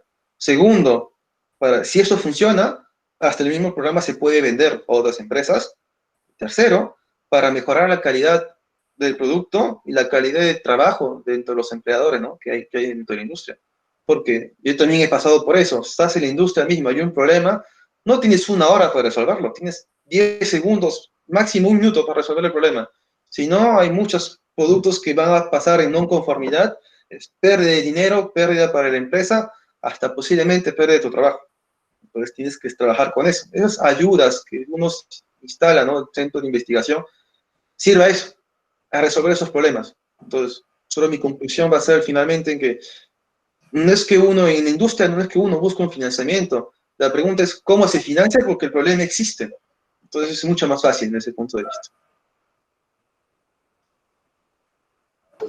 Muchas gracias, Jesús. La verdad es que la realidad es distinta de aquí a allá y me alegra bastante que lo hayas aclarado, de que allá las empresas son las que buscan el desarrollo de la investigación y son las que están moviendo, están comunicándose con las universidades. Yo creo que eso también parte de ambos lados, parte del tema de las universidades para acercarse, preguntarle a las empresas qué necesitan y también parte de las empresas para dar esos problemas, para plantear, informar, esto es lo que está pasando, ¿qué pueden hacer? Y Exacto, bueno, exacto. Ujú. Sí, a ver Yo creo que, bueno, si puedo comentar algo con respecto al último que dijiste, yo Marconi, es eh, se pronuncia igual, claro, no claro, sé adelante. significa. Es de que, por ejemplo, acá las escuelas de ingenieros o las universidades también funcionan de una u otra manera como empresas, por decirlo así. Buscan proyectos, como te dije, siempre están en constante comunicación con las empresas de su región y siempre están buscando a las empresas que tienen proyectos interesantes para dárselos a sus mismos estudiantes o a sus mismos centros de investigación, a sus mismos centros de trabajo, para que ellos mismos se puedan también financiar así, ¿no? Entonces, por ejemplo, a nosotros como estudiantes nos llegan proyectos de ciertas empresas, proyectos que no son muy complicados porque nosotros también somos estudiantes, todavía no sabemos todo. Nos llegan proyectos y nosotros trabajamos y estamos trabajando directamente para una empresa, ¿me entiendes? A través de la universidad. Entonces hay como esta suerte de acuerdo entre ambas, ¿no? Ambas salen beneficiadas. La empresa gana algo, la universidad también les permite formar a sus alumnos, a sus estudiantes, y la empresa finalmente obtiene lo que quiere o parte de lo que quiere a un precio tal vez un poco más cómodo, porque es mucho más barato trabajar con las universidades que trabajar directamente con otra empresa. Les permite aligerar costos, ¿no? En lo que respecta a ciertos temas. Entonces, Sí, entonces se complementa muy bien con lo que tú decías, es las universidades que trabajan muy bien con las empresas, siempre en constante comunicación.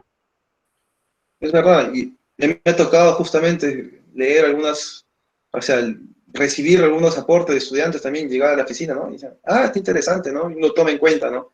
Hasta hay veces que uno lo toma en cuenta y lo usa en sí. Claro, le da una importancia y lo mejora desde el punto de vista más riguroso, ¿no? Usando normas que cada empresa que usa, usando pues quizás conocimientos más avanzados, porque a fuerza de trabajar en eso uno aprende más cosas con la tecnología que hay en la empresa, ¿no? En general. Y algo que había dicho justamente Yomar es lo mismo, o sea, el otro Iconi. Es lo mismo, o sea, que realmente acá se enfocan en eso, en centralizar, o sea, en centralizar los problemas y mejorar, ¿no? Con la tecnología. Para decirte lo mismo, o sea, lastimosamente, pues en Perú no hay eso, no hay empresas que contraten un grupo de ingenieros, o que sea de especialistas, digamos, en general, para resolver esos tipos de problemas. Hasta el mismo Europa en sí, ¿eh? Digo, la empresa donde yo trabajo, centro de investigación, ese centro de investigación que tiene que dar cuentas a todos los problemas que hay en varios países, porque es la central del centro de investigación. Imagínense, hay un problema que hay en Estados Unidos, pues nos toca ir a nosotros ir allá, resolver el problema, ver qué pasó y todo eso. Y todo tiempo de adaptación, pues, fue que mi jefe me comentó, ¿no? Y todo eso. Entonces, lastimosamente, lo que falta en Perú. Ya, bueno, justo que quería agregar que exactamente es así como tú dices. Por ejemplo, mi tía trabaja en Hidrostal, en la parte de investigación y desarrollo, y lo que me comenta que hacen es eh, modificar un poco la bomba, el tema de los álabes, el rotor, para cambiar o sea, para el requerimiento del mismo cliente. O sea, si es en una zona de altitud, el tema de la presión, el caudal y todo ello. Este, y yo creo que quizás también no se presentan muchas oportunidades de investigación por el tema de que las empresas grandes son las que vienen acá y bueno, ya tienen su grupo de investigación allá y como quizás no requieren tanta esa necesidad. Yo para terminar, yo creo que es importante, me gustaría saber cómo es el tema del salario. O sea, ¿es un salario fijo o de acuerdo a la investigación le dan un premio por una buena idea que soluciona y ahorra un montón de millones? Yo te respondo eso fácilmente. No, tienes un salario fijo. Todo lo que tú inventes, crees, etcétera, queda para la empresa. No depende de tu contrato. Pero en general el contrato es así. Tú tienes un salario fijo que aumenta, ¿no? Con el pasar de los años. Y no es que si tienes más publicaciones, estas publicaciones en industria, digo, tienes mejor salario, no. En universidad es otra cosa. Creo que sí hay un aumento de salario, o tienes primas, o un bonus si quieres, por cada paper que se publica, ¿no? No que escribas, que se publique en las revistas X. No, en industria es así, tú puedes crear hasta, no sé, puedes crear la 6G, ponte, y tienes el mismo salario que aquel que no ha creado nada, ¿no? Entonces, no aumenta el bonus. Lo que sí va a haber, lo que tuvo lugar ahí, ¿no? Si te movilizas, te reembolsan tal cosa, ¿no? Pero no, es un salario fijo. Oh, wow, ok. Me dio un poquito de decepción porque pensé que de alguna forma motivaban a sus trabajadores para seguir dando ventaja en tema de innovación respecto a la competencia o similar. Pero bueno, supongo No, que es no, o como un sea, acuerdo. sí, de hecho, tu salario tampoco no es paupérrimo, es realmente o relativamente alto, ¿no? O sea, tampoco es respecto, es verdad que pudiera haber incentivos, ¿no? Pero quizás es la forma de ver las cosas acá. Realmente que ni yo nunca me he puesto a pensar en eso, te digo, ¿no? No me he puesto a pensar en eso. ¿Por qué si yo creo algo tiene que haber un incentivo, ¿no? Quizás en Perú tenía esa mentalidad, pero quizás acá no, ¿no? Nunca me puse a pensar hasta cuando te he puesto la pregunta, ¿no? Quizás es por la forma en la cual uno estudia acá, ¿no? El mismo sistema. Pero no, realmente me gusta pensar en eso. Sería interesante, ¿no? Para fomentar, ¿no? Pero al mismo tiempo creo que crearía la competición entre los diferentes colegas y lo que se busca acá es el trabajo en conjunto, ¿no? No existe uno que es el que conoce todo y lo demás los que van a ayudar. Realmente acá es todo un trabajo en grupo, ¿no? Entonces, si es el plus sería para todos, ¿no? Pero no existe esos incentivos, ¿no? Personalmente hablando, ¿no? Tal cosa. Y bueno, ya para finalizar, me gustaría comentar, tengo un amigo, él es de España, él es ingeniero, y me comenta que en CIET, que es donde él trabajaba, tenían grupos de investigación y desarrollo separados, creo que eran tres, uno en España, otro en otro país, o sea, el punto es que eran tres, y los ponían a competir.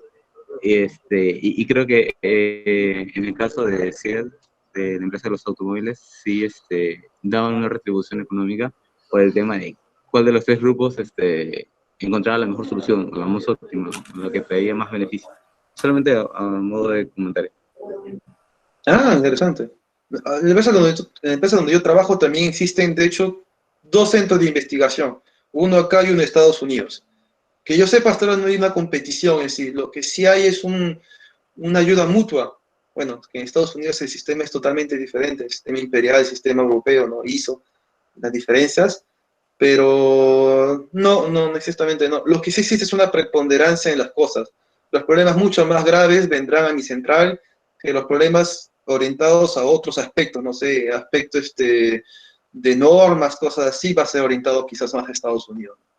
No hay esa competición. Pero quizás en la industria automóvil sí, porque hay una gran competencia en el mercado, entonces, si creas más competencia dentro de tu propio equipo, creas más innovación, ¿no? Es verdad que la competición crea innovación, crea tecnología. Si no hay competencia, pues no hay tecnología. Lastimosamente, no digamos, el ejemplo más lastimoso, pero real. La Guerra Fría fue esa. Estados Unidos y Rusia es el caso, ¿no?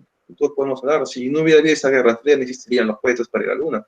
Creo que es el mismo sistema que está usando Seattle.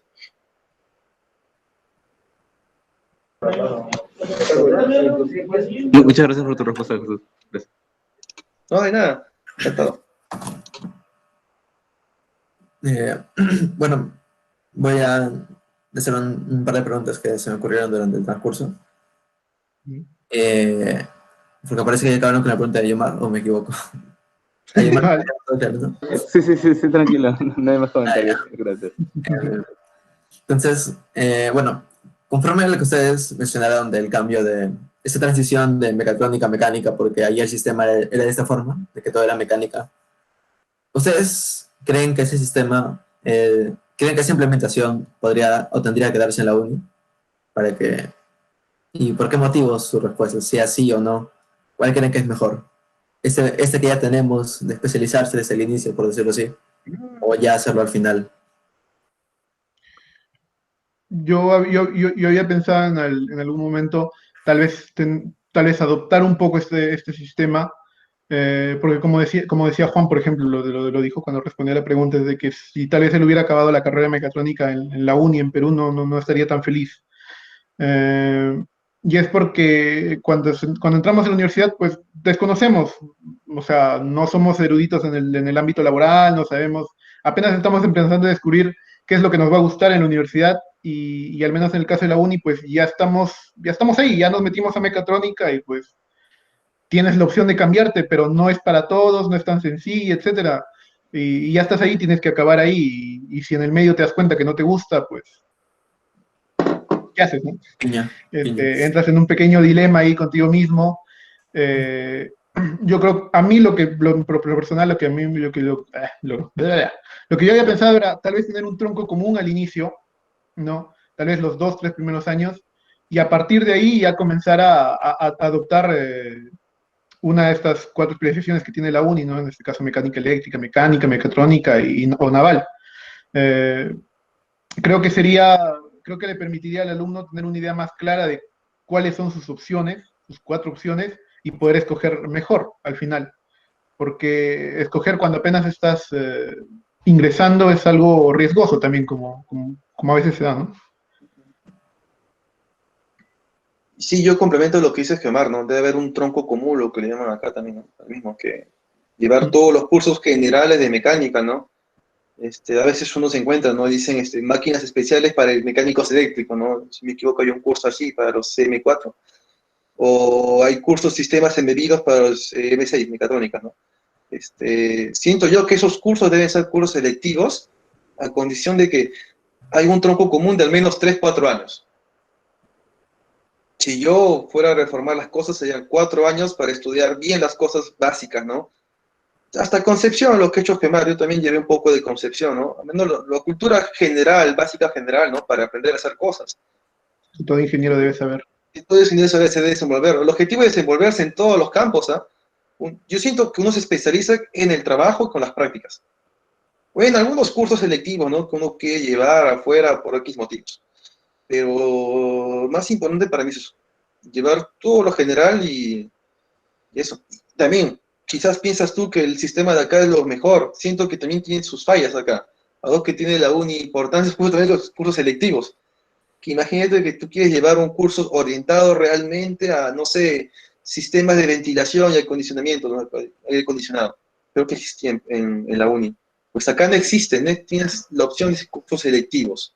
No es que tienes un gran, no, o sea, grandes cursos a escoger al final de año, ¿no? A partir de octavo, décimo, octavo, séptimo, octavo, no, corregirá. Acá no existe eso. Existe una currícula que está armada y que el estudiante ya no puede armarla, entre comillas. Entonces, es el punto de vista que digo yo que quizás tiene la potencia en la uni, lo único bueno en la uni, lo que le falta acá en Europa, ¿no? Que te forman para hacer algo en común y realmente va a depender de ti lo que te quieres orientar, ¿no? Cada uno es lo que uno se quiere orientar al fin y al cabo, ¿no? Por eso acá aconseja bastante las primeras prácticas profesionales antes de terminar la carrera, haz lo que encuentres, ¿no? Conoce, indaga. Pero las últimas prácticas, escógelo con sabiduría, porque es lo que vas a trabajar, ¿no? Y realmente es lo que va a marcar bastante tu currículum vitae.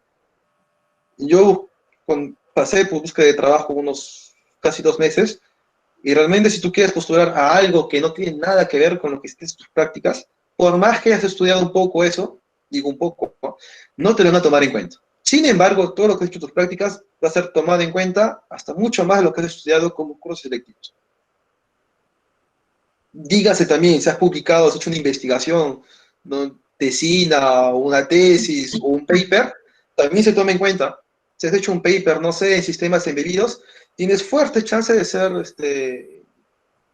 contratado en sistemas embebidos, porque has investigado, conoces el tema, al menos un 20%, ¿no? Depende de lo que has investigado.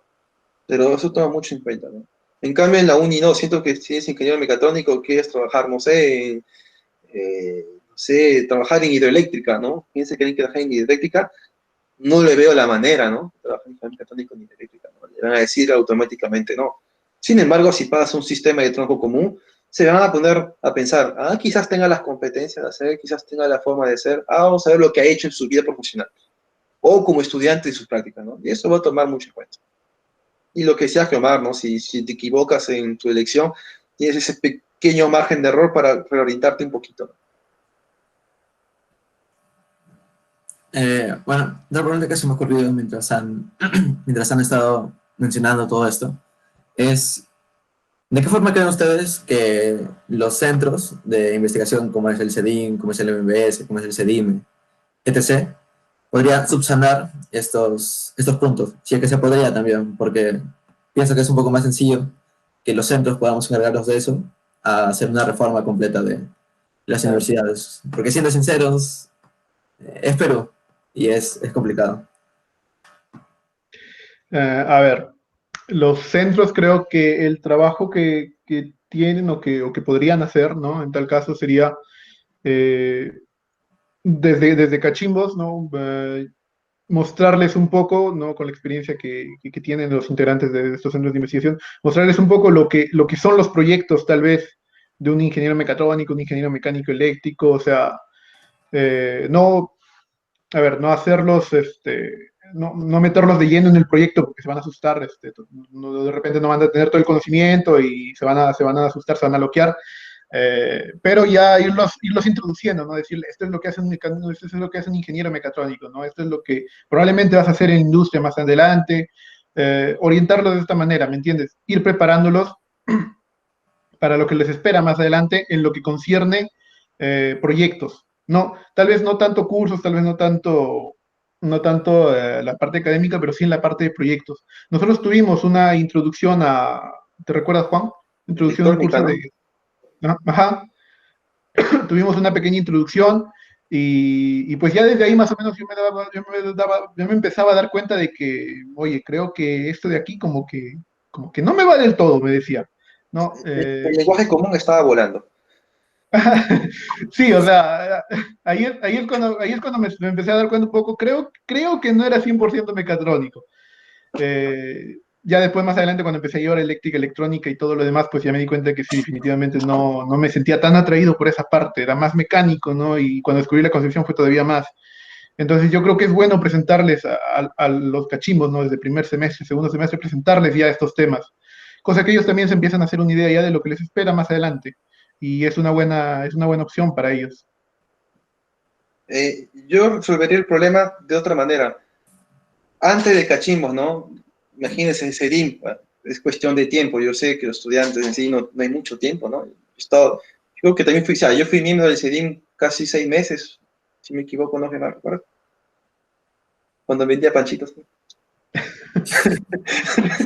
Sí, sí, había justamente los eventos, ¿no? Para recaudar fondos. Ese CEDIM que aún está en sus inicios, creo, o sea, bueno, X. El asunto sería que miembros del CEDIM, ¿no? Los más experimentados o los que más se sientan cómodos en eso, vayan a los centros universitarios, ¿no? A las academias, ¿no? Díganse CPRUN y ADUN, no, Vallejito o hasta Trice, cosas así.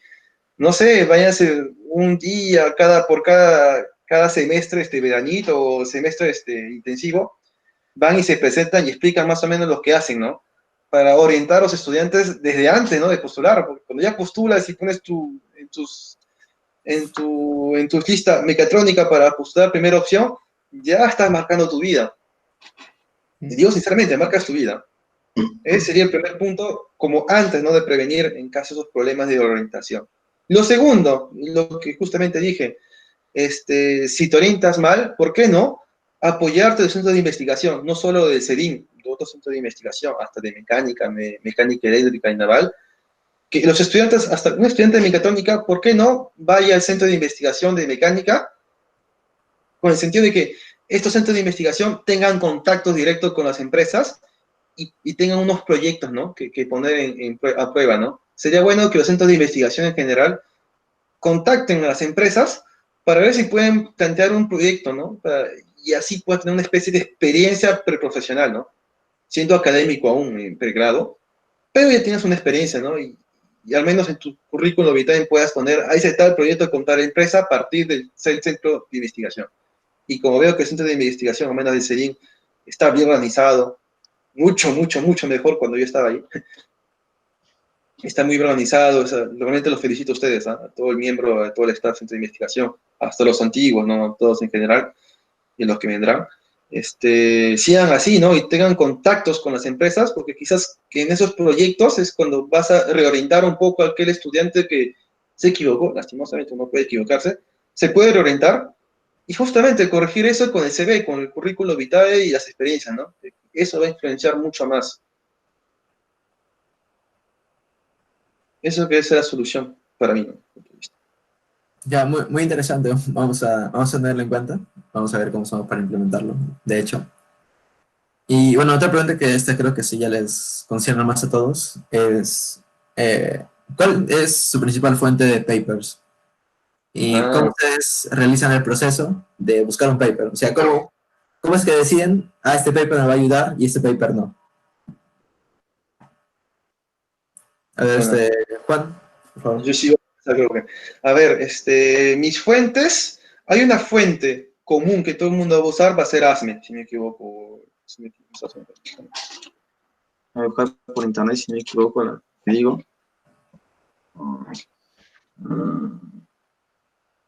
Sí, es ASME, justamente. ASME, o sea, pues creo que quizás con lo que vas a iniciar para buscar tus investigaciones, tus papers, etc. Cuando eres estudiante, en las universidades acá tienes accesos directos y gratuitos a ciertas publicaciones. Tienes tú una lista de conexiones, de links a conectarte gratuitamente para leer todos los papers que tú quieras. Hasta hay mismos papers o mismos sitios web propios de cada país, ¿no? Acá existe un sitio web propio para ingenieros que muchos ingenieros escriben y aportan sus conocimientos, sean básicos, súper avanzados, ¿no? Y no puedes tener la información ahí. Luego en la industria es diferente. En la industria quizás tienen ya sus fuentes, como te digo, mi fuente normalmente de la empresa es ASME, o si no, yo pido una información con ciertos requerimientos, y bueno, gracias a Dios hay una persona que es apta, que trabaja solo en eso, trabaja, si tú tienes una investigación en tal cosa, si es más preciso le doy la norma, si es más preciso hasta le doy qué quiero saber, le doy y la persona encuentra el paper o la tesis a buscar, y lo paga, lo compra, ¿no? Es ilimitado para nosotros, la industria. ¿Y cómo encuentras eso?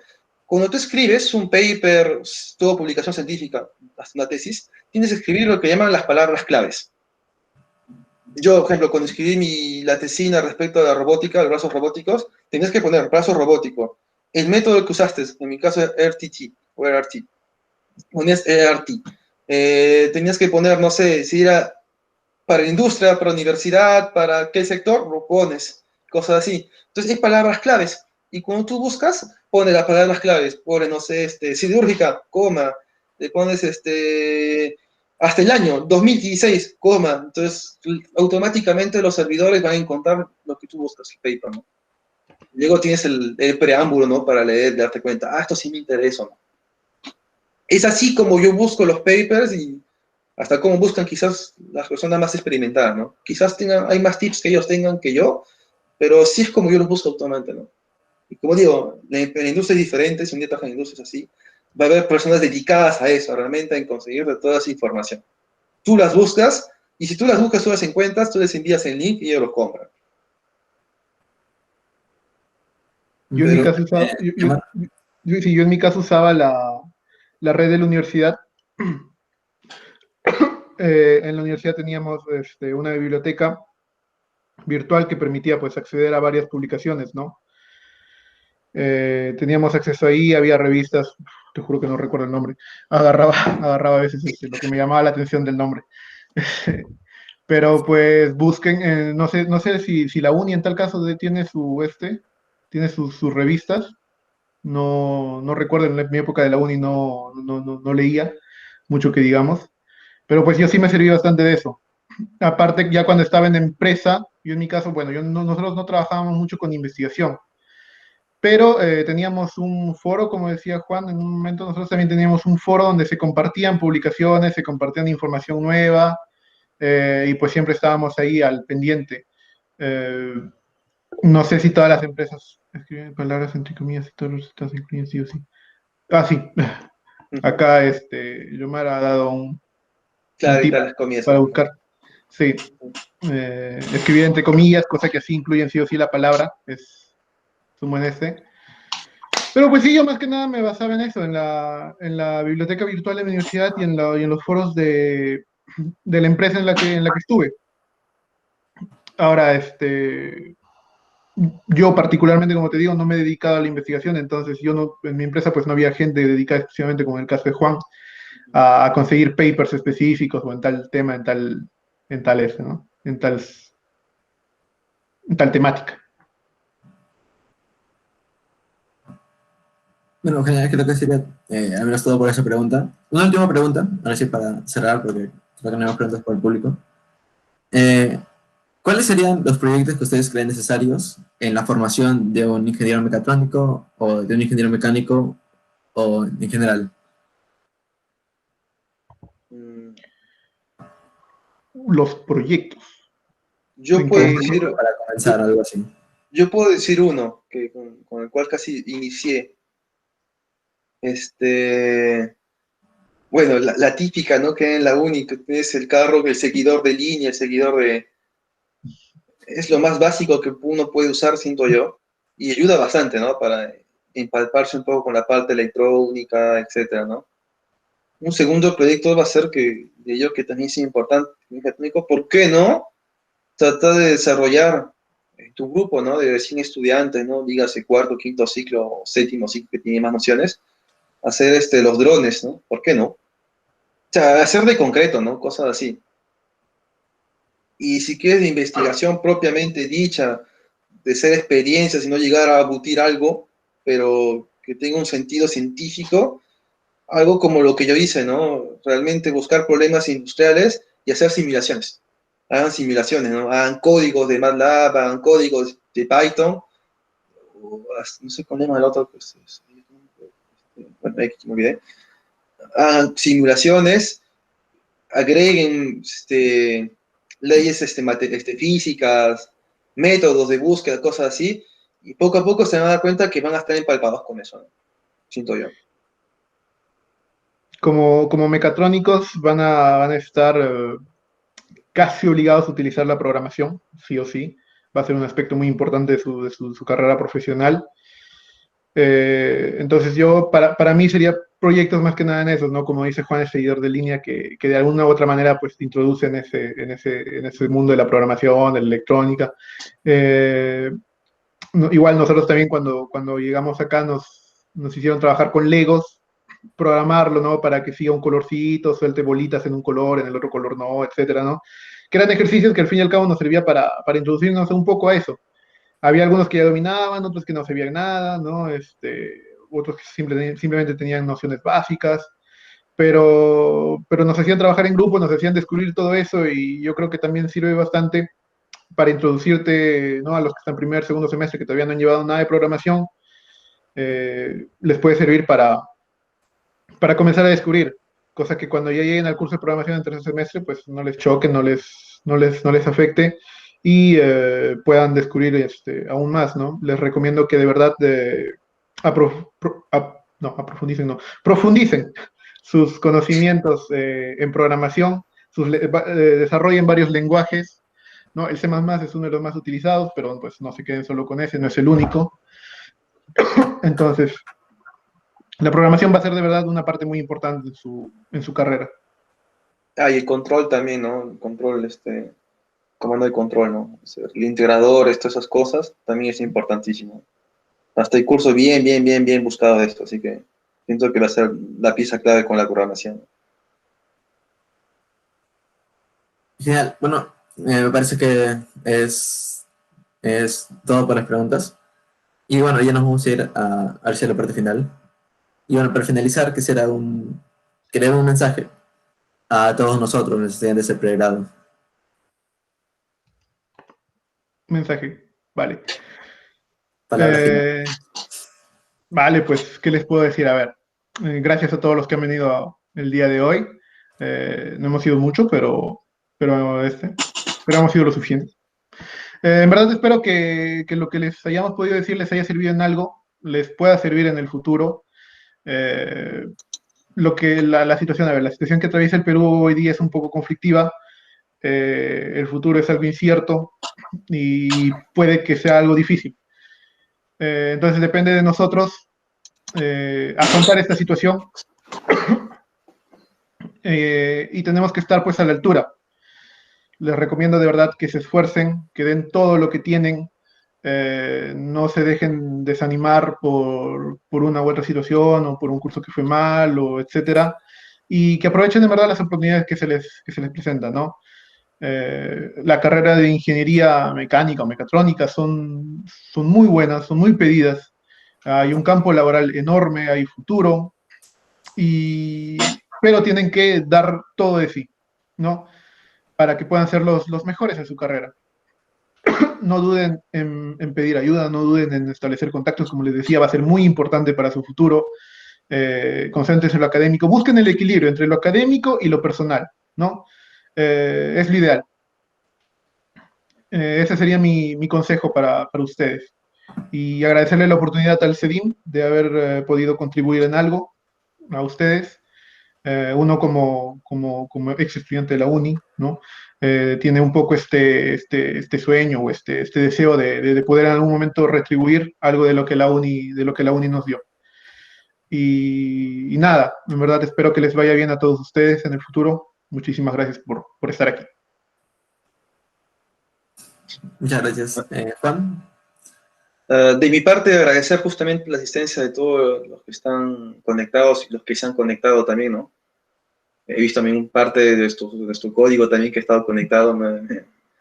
Me ha causado justamente alegría en ver justamente a ellos. Espero que no sé si estarán conectados aún. Yo les agradezco haber conectado, hablaré con ellos. ¿Qué más? Felicitarlos a ustedes, ¿no? Todo lo que están acá es porque han estudiado, estudian o van a estudiar en la uni. Así que felicitaciones a ustedes, ¿no? Que realmente tienen potencial, tienen harto potencial, bastante potencial ustedes. Solo queda usarlo bien. Sentido de, como dice Gemar, no se concentren solo en estudiar, estudiar, estudiar y pasar su curso. Todo tiene un equilibrio.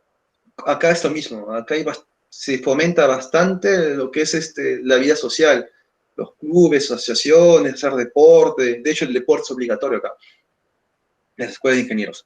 Entonces, es importante ese aspecto en su vida, porque un ingeniero es un balance entre un buen estudiante, un buen científico, un buen orador y un buen ciudadano. O sea, realmente es equilibrio de todo. Lo que justamente el jefe de mi jefe me dijo es que un ingeniero tiene que saber vender su producto. Para venderlo tienes que tener conocimiento científico, que de hecho la escuela te lo va a dar. Hasta lo que tú lees te lo va a dar. Tienes que tener carácter. Cómo te formas con la sociedad, con quiénes te unes, con quiénes te frecuentas. Espíritu de competición que te dé el deporte y nada más. ¿No? Eso es lo más importante que tiene que tener un ingeniero, digo yo. Y nada, o sea, sigan con ese camino. Si en caso sienten después de esta charla, no sé, que se han equivocado de rol, les ha gustado otro aspecto de la mecánica o otra forma que nosotros les hacemos ver de la ingeniería en general, no duden en asomarse, en hacer prácticas en eso. Yo les digo, lo más importante para mí es las prácticas, que es el mismo estudio.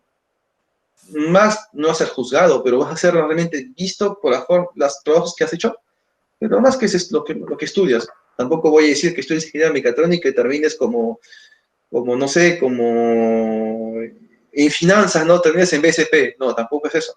Pero sí algo relacionado en mecánica, ¿no? Entonces, siempre hay ese margen de error y ese margen de reorientación que puede existir, ¿no? Se encuentran en la facultad de mecánica, véndanse como estudiantes de la facultad de mecánica si sienten que han cometido un pequeño error o tienen una reorientación. Sí, desde mi punto de vista, creo que yo hubiera vivido eso. Y nada, les propongo también, les incentivo a que si quieren estudiar en el extranjero, no esperen solo la maestría, pueden hacerlo desde pregrado. Infórmense bien. Si tienen cualquier duda, no sé si el CEDIN puede brindar al menos contacto mío o el de Gemar si está de acuerdo, que se Sí, por contacten con nosotros, que justamente tengo un amigo, la mano amigo de un colegio que también estoy como asesorando, conocemos más el medio, no duden en contactarlos, si tienen ganas de hacerlo, háganlo y aprovechen las oportunidades, ¿no? Y respecto a la situación que vive el país, no se desanimen, qué oportunidades va a haber, siempre va a haber, ¿no? Hasta eso dejamos pasar, ¿no? Solo manténganse serenos, y tienen que tener solo buen carácter, ante todo, y disciplina, ¿no? Que es lo más importante y lo que la uni le va a dar, disciplina. Y sean conscientes, ¿no?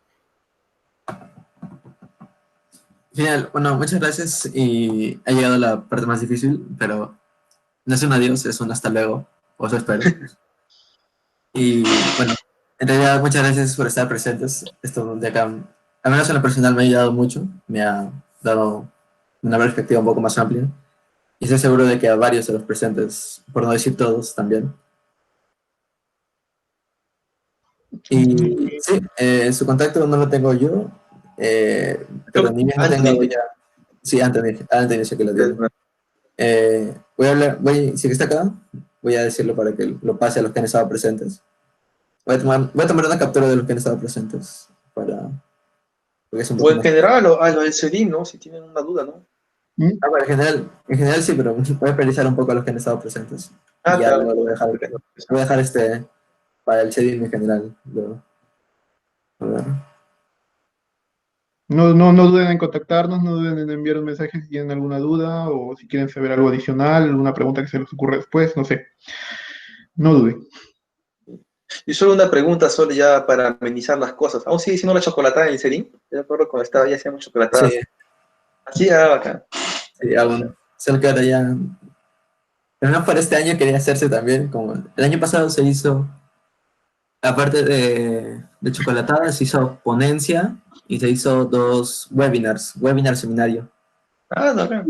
de aprendizaje reforzado o aprendizaje profundo, no recuerdo. Pero sí, se está mejorando un poco en ese aspecto.